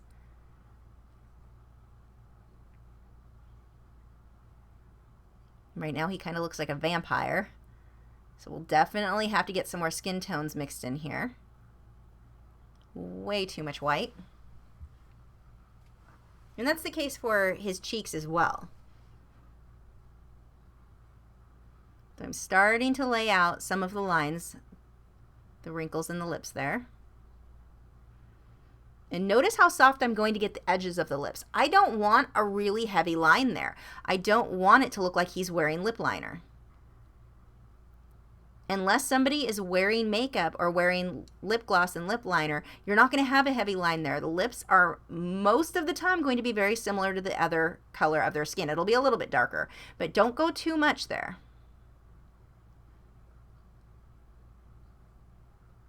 And there are exceptions to that. There are some people with really red lips, but it's not that common. So again, just be aware of your model. I see that happen a lot when people are drawing children. They'll make the lips super red and it looks kind of creepy. Why is the 3-year-old little boy wearing lip gloss or lipstick? Much like here, he looks like he's wearing lipstick here and it does not look right.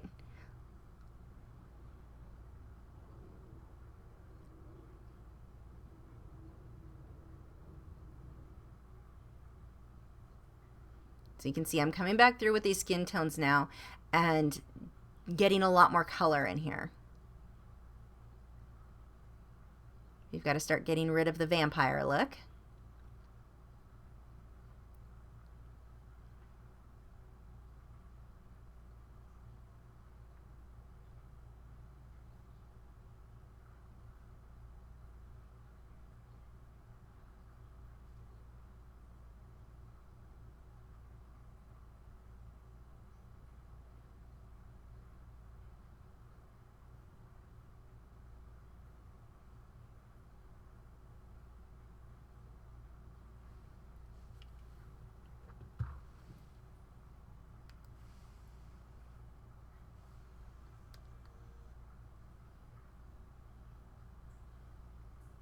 I'm using this caput mortuum color a lot on the lips too, so it's not just for the skin. Really, the lips are the same colors I used on the skin. I'm just going a little bit darker.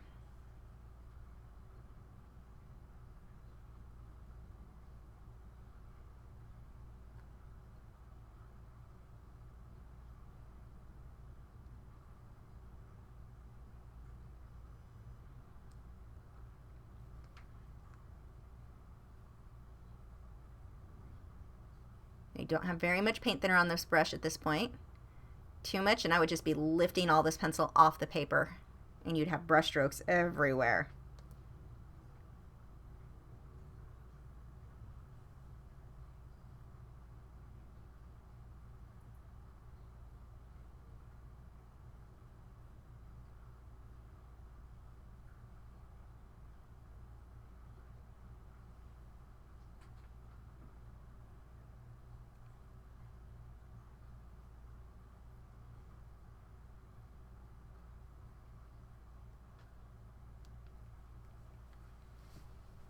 And we're still at that really odd stage where it looks like he's wearing weird makeup. So we'll keep on layering. I've got to define that shadow along the side of his nose a lot better. The shadow where the shadow meets the light part is pretty definite in the reference photo, so I've got to work on that.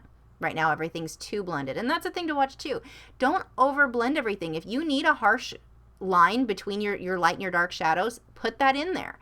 Don't be afraid. Don't try to make everything super soft. That won't look realistic either.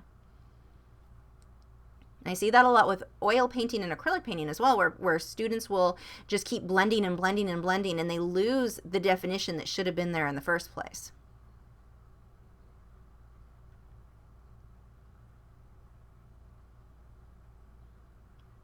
Look how much darker I'm getting these shadows here.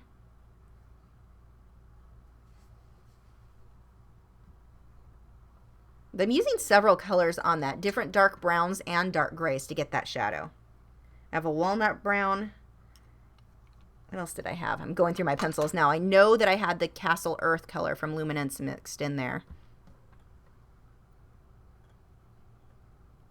Some Paynes gray.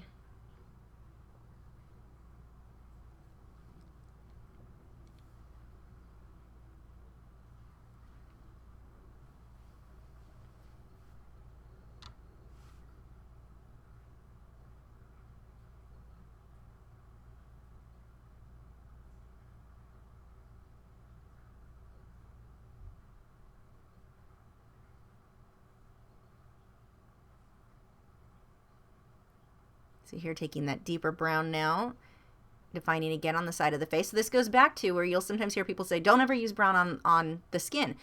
It depends. You can't ever say don't ever use any specific color because it completely depends. I mean, there's times where I would want to say never use yellow on the skin.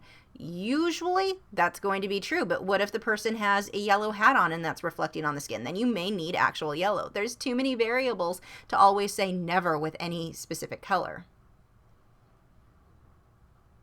Now I'm paying close attention as I work on the lips here to, again, that reference photo. There are areas around the lip that are going to get lighter, then darker, then lighter again. Really watch for that.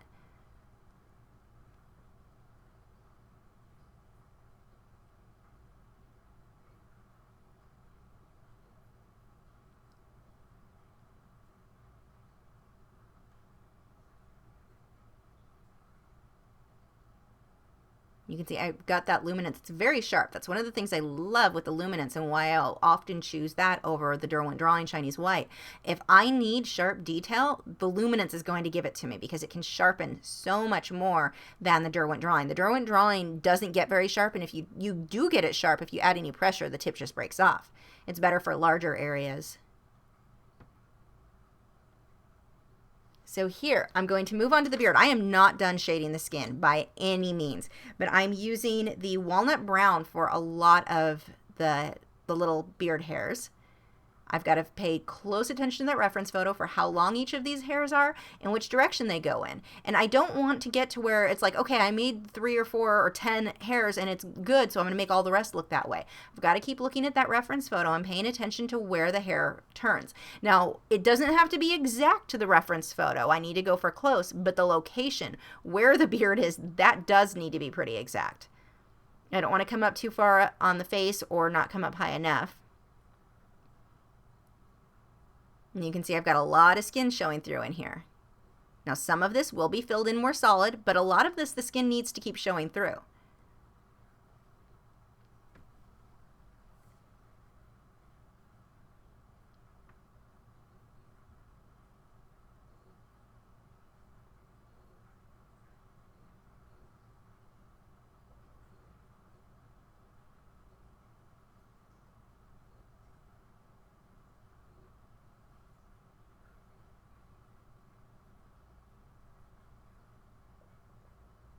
I'm switching over, oh no, I think I'm still using the walnut brown there, but I will start switching over to some grays and black as well. There's my black.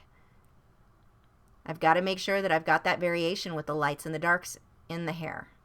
Just like when I drew the actual hair on his head, the beard, these little strands, and the eyebrows, I've got to get that variation in there or it will look very, very fake. I've probably got 4 or 5 different colors that I'm using for the hair and the beard. Mostly the walnut brown and the black, but I've also got some of the brown, or I think I've ended up using a golden brown type color. Actually, it's right here. I can look at it. The bistre, another word I can't pronounce. But I used some of that color. It's kind of this golden brown in there as well. You can see I'm taking some of these individual strands of hair now on the around his head and pulling those in over the skin. You can see how these dark areas kind of clump together.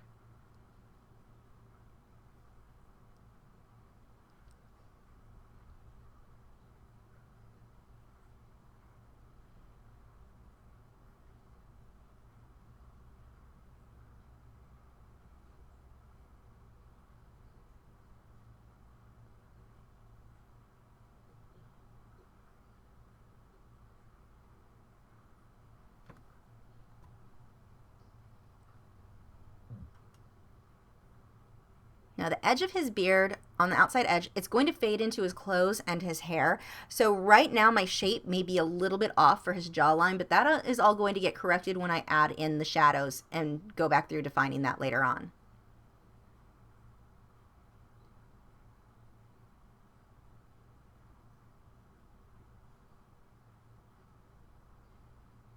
You can see when I started out with the beard, it was very sparse, like he was missing big patches of hair.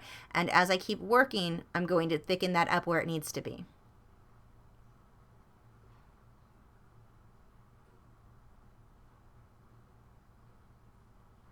Now, when I blend this out with the paint thinner, it's going to solidify some of those darks a lot more. So the skin under there, you can still see some of it, but it's pretty dark.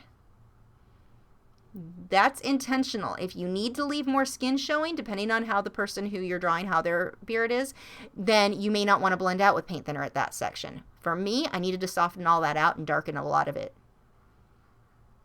You can see how very sharp that pencil is. We got some of the hair is overlapping his lip, but not all.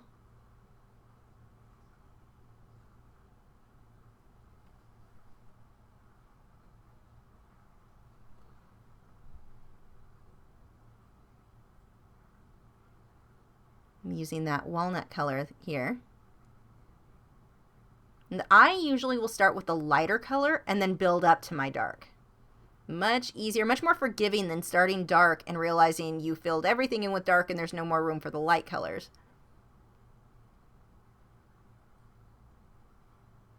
You can see the outside edge of his jaw. This line is probably not accurate at this point. I can almost guarantee it's not, but it's going to completely fade into the hair, so it doesn't really matter. I just need to make sure it fades like my reference photo does.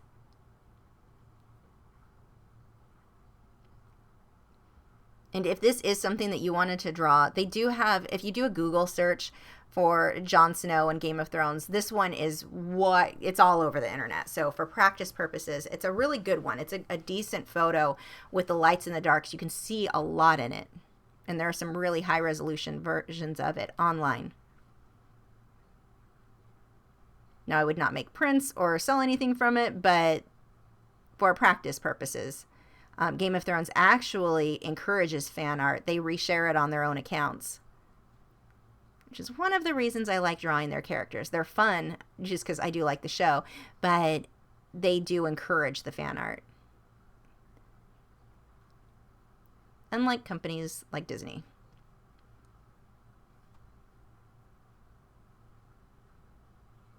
So notice that fade, that I'm slowing this video down here. Look at how I've got it where it fades from that line in between or separating his upper and bottom lip. It's not just a straight line going across, not just an even one value. I've got, as you'll go through, you'll be able to see where there's a lot of little ridges and bumps separating those two lips. And then back down to the hair, you can see how I'm making each of these pencil strokes. And again, starting with the brown.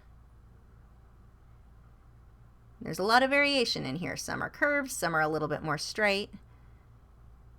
And they'll be curved one direction and suddenly you'll have a few strands curving the opposite direction. So again, go back to that reference photo.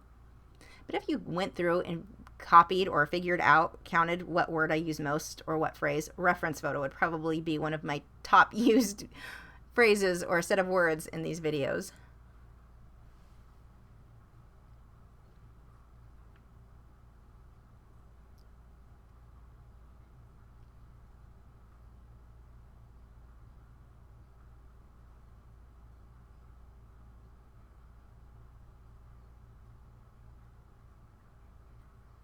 Now the hair right here under his lip is a little bit longer.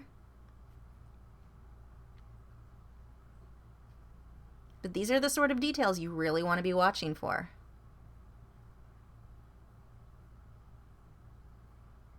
The camera's at a slightly weird angle right now where it's making it look like his lips are really lopsided. They're not.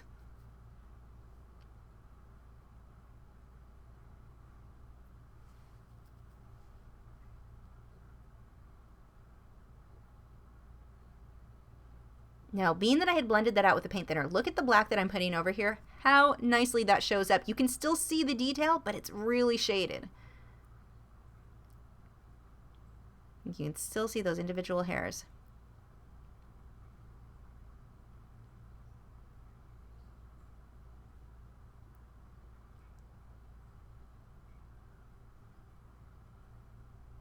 Now what's happening here under his nose, it's not that the hair is coming out from his nose. There's a shadow there. It goes up pretty close, but there's a deep shadow there, so I've got to fade that where it fades from shadow into the hair above his lip. I've got to keep sharpening my pencils for this. It is so important that they stay very, very sharp for these portions. So here you can see how that outside edge is fading into the shadow of his hair. Darkening up the area around his hair as well.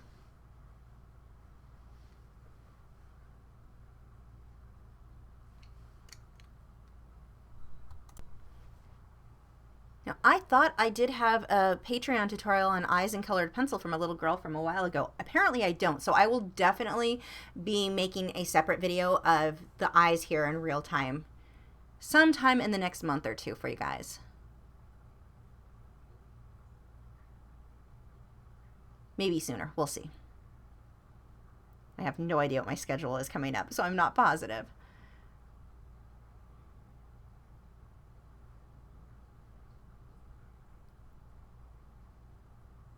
Now look how the bottom edge of the jaw is so much darker, and then the hair gets lighter as it comes in towards the center of his face.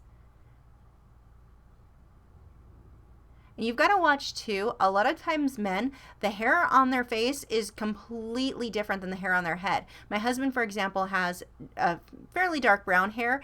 The hair on his beard is red, like completely red. It's very, very odd. So watch that. Don't assume that it's always going to be the same color on the head as it is on their facial hair.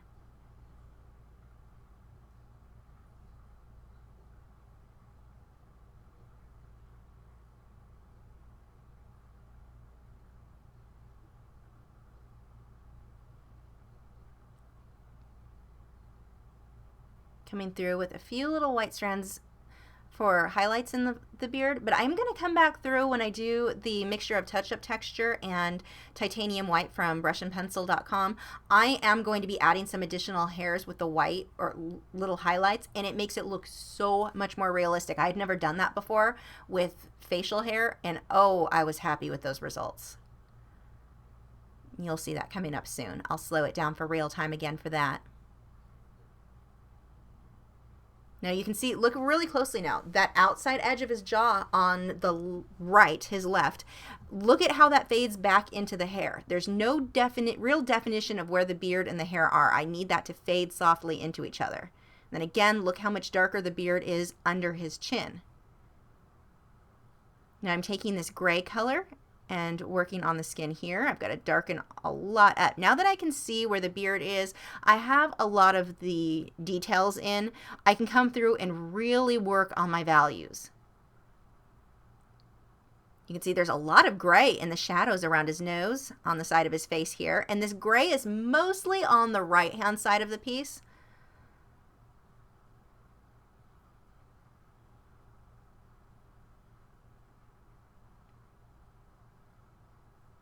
And I will keep taking pictures and going over to Photoshop and putting it next to my reference photo to judge how much lighter or darker I may need to go. Because it does. We all get scary. It always is scary to feel like we're going too dark. But more often than not, we're not dark enough.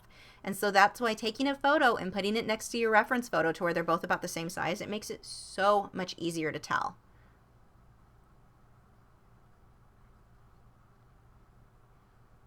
And the face here you can see is just too pale. Need to darken some of this up, get some color in there.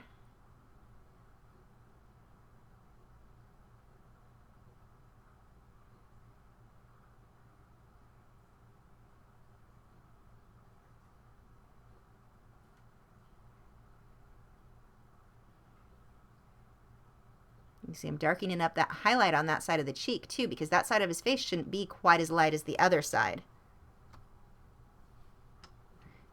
And that color that I was using there was the burnt sienna 10%.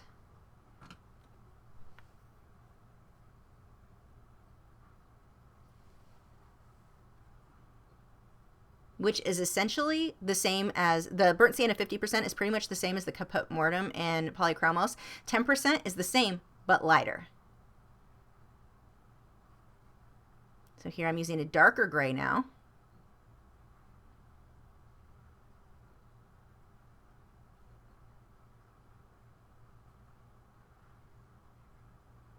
You can see I'm pulling that gray into the beard hair as well, just a few strands. And when it almost looks like I'm just scribbling it all over. I'm not. I'm actually doing individual strands, but it's sped up faster there. So it's kind of deceiving.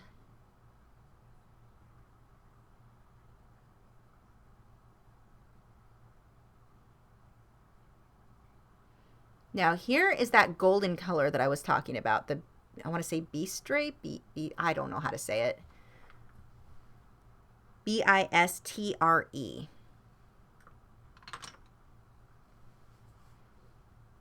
Now this intersection of the mouth, look at how I've added the black and then I'm taking the caput mortuum right over that. So it's not just staying black. I don't want it to just be this hole of black in between his lips there. And look how similar they are to his skin tone. Once I came on top of it with the white, you've got darker areas, but his lips should not be that different from the rest of his skin. It's all the same colors, just somewhat darker. So a few more of those white strands. You can see I just keep building, making it a little thicker, backing away from it, and I cannot stress that enough. Keep backing away because in no time at all, you will have way too thick of a beard. So do a little, stop and back away, do a little more, stop and back away. And especially with him, because his is a little bit on the scraggly side. We don't want that to be too thick. I probably went even a little thicker than what my reference photo was. So back this into real time. Look how slow and deliberate I am on these pencil strokes. I'm making sure to be very, very careful. And look at there's little ridges and little bumps. The lips are not totally smooth on the inside edge.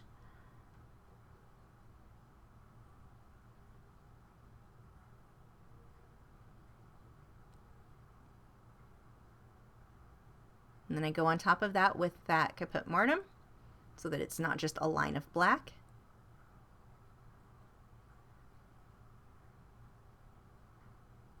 We've even got some gray in here, and I'm fading this gray in the shadow on the outside skin of his lip. So you can see how I faded that right into the lip.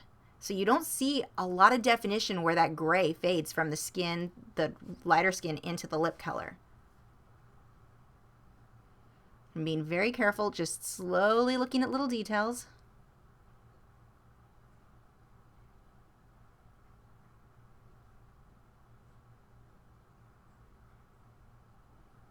I'm not pushing very hard. When I do additional layers, I've got so much pencil on the paper at this point. If I start pushing hard, I'm going to start moving the pencil around where I do not want it. I don't want to move the previous layers.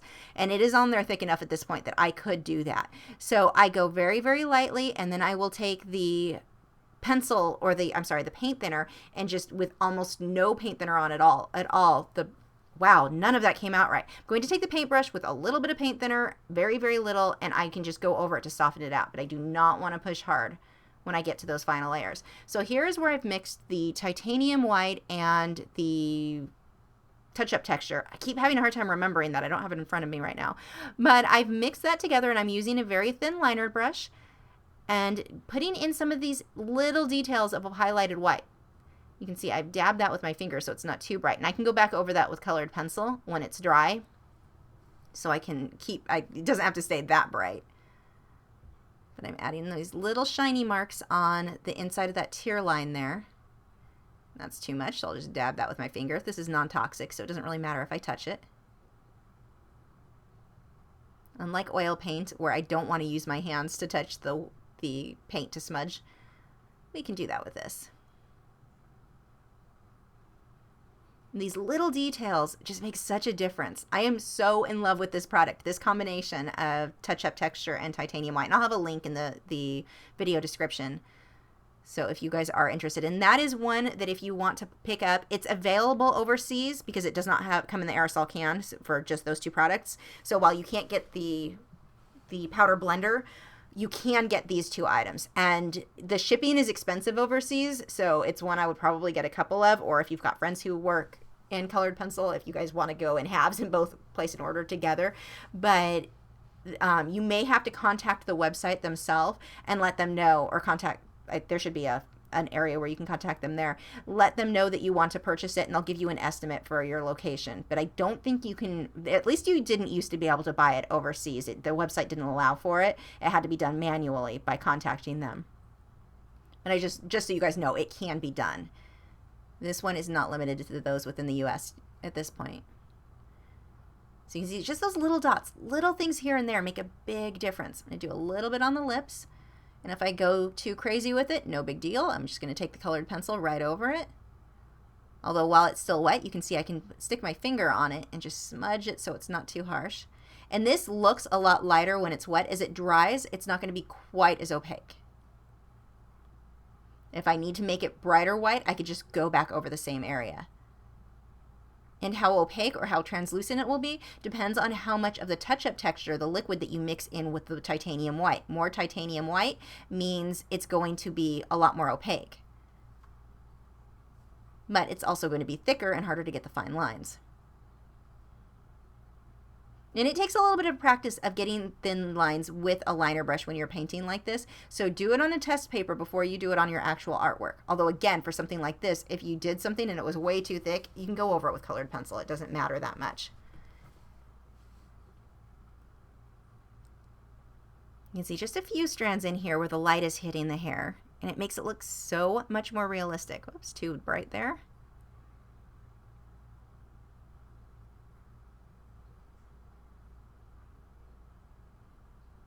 And I have a video, I will put a link in the video description of how to use a liner brush.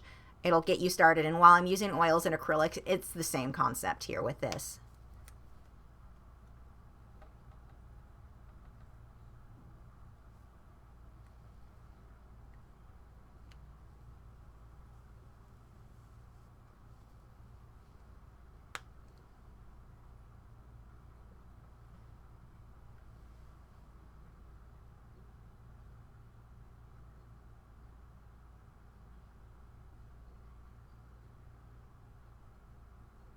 And like I said, this is one of those things that it's really easy to want to go overboard with. Do a little bit, back away, look at it. Do a little bit more, back away, look at it.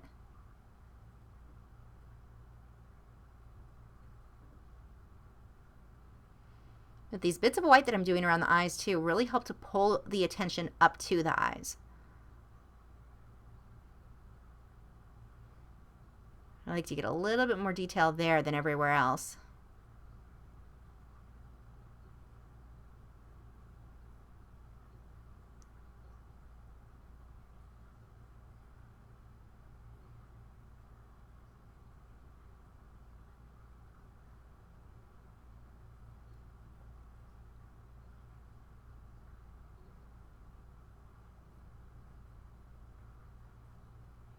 And some of the highlights that I did, like right there above the lip, that's something I know how to do, or know that that helps it give you more of a three-dimensional look because of learning how to contour makeup.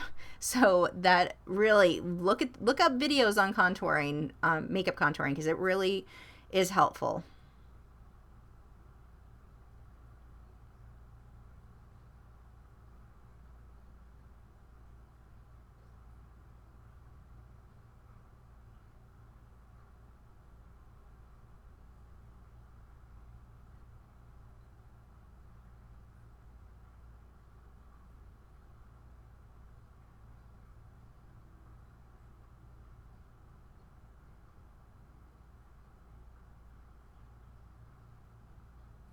And see, I'm not pushing very hard. When you're using a paintbrush, if you push harder, you're going to get a thicker line. If you just barely let the tip of that brush touch the paper, you're going to get a much thinner line. So there, I'm just defining the wrinkle in the skin just a bit, and then I dabbed it with my finger so that it was much more subtle.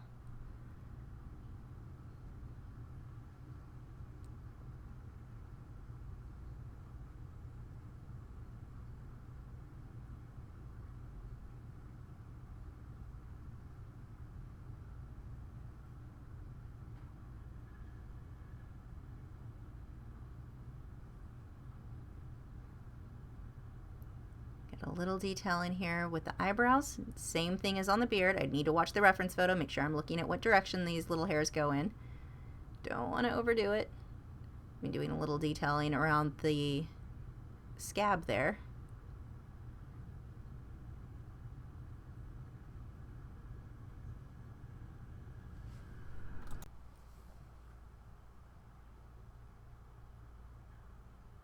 Notice how slow I'm doing this. I'm not just throwing these lines all over the place. I do a little, I stop and look at it. I do a little more, I stop and look at it.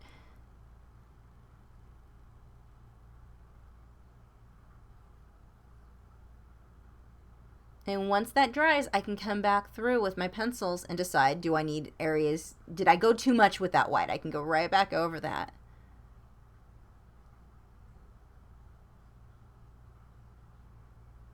Like that line right there is a little on the harsh side.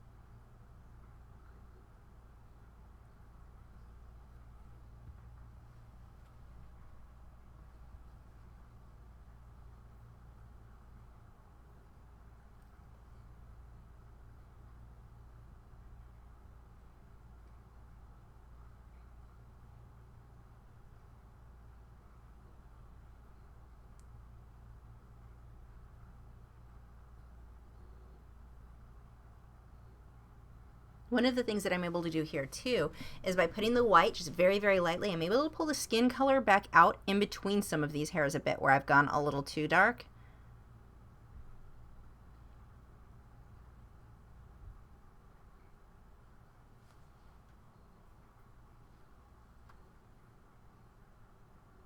I do like to do little dots anywhere where there's some wetness, so like inside the eyes. I've got a few little dots, and I do the same thing when I'm drawing fish. Anything that's wet and would have that little bit of a sparkle, I just do it with little dots. Not a lot, just a few.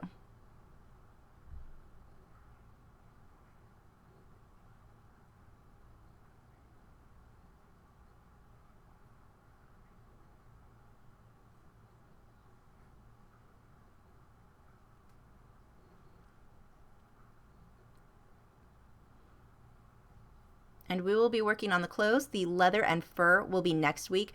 This was just going to have to be sped up way too much if I try to include everything into this one video. So I did decide to go ahead and separate it. So this is now a 3-week long video. Promise those of you who want paint, I will have an acrylic painting that I am doing next.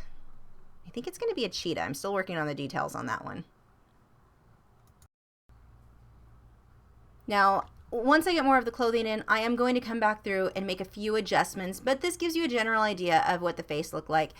Notice how subtle that wrinkle in the forehead is. Don't just put heavy lines all over the place. That will not look right.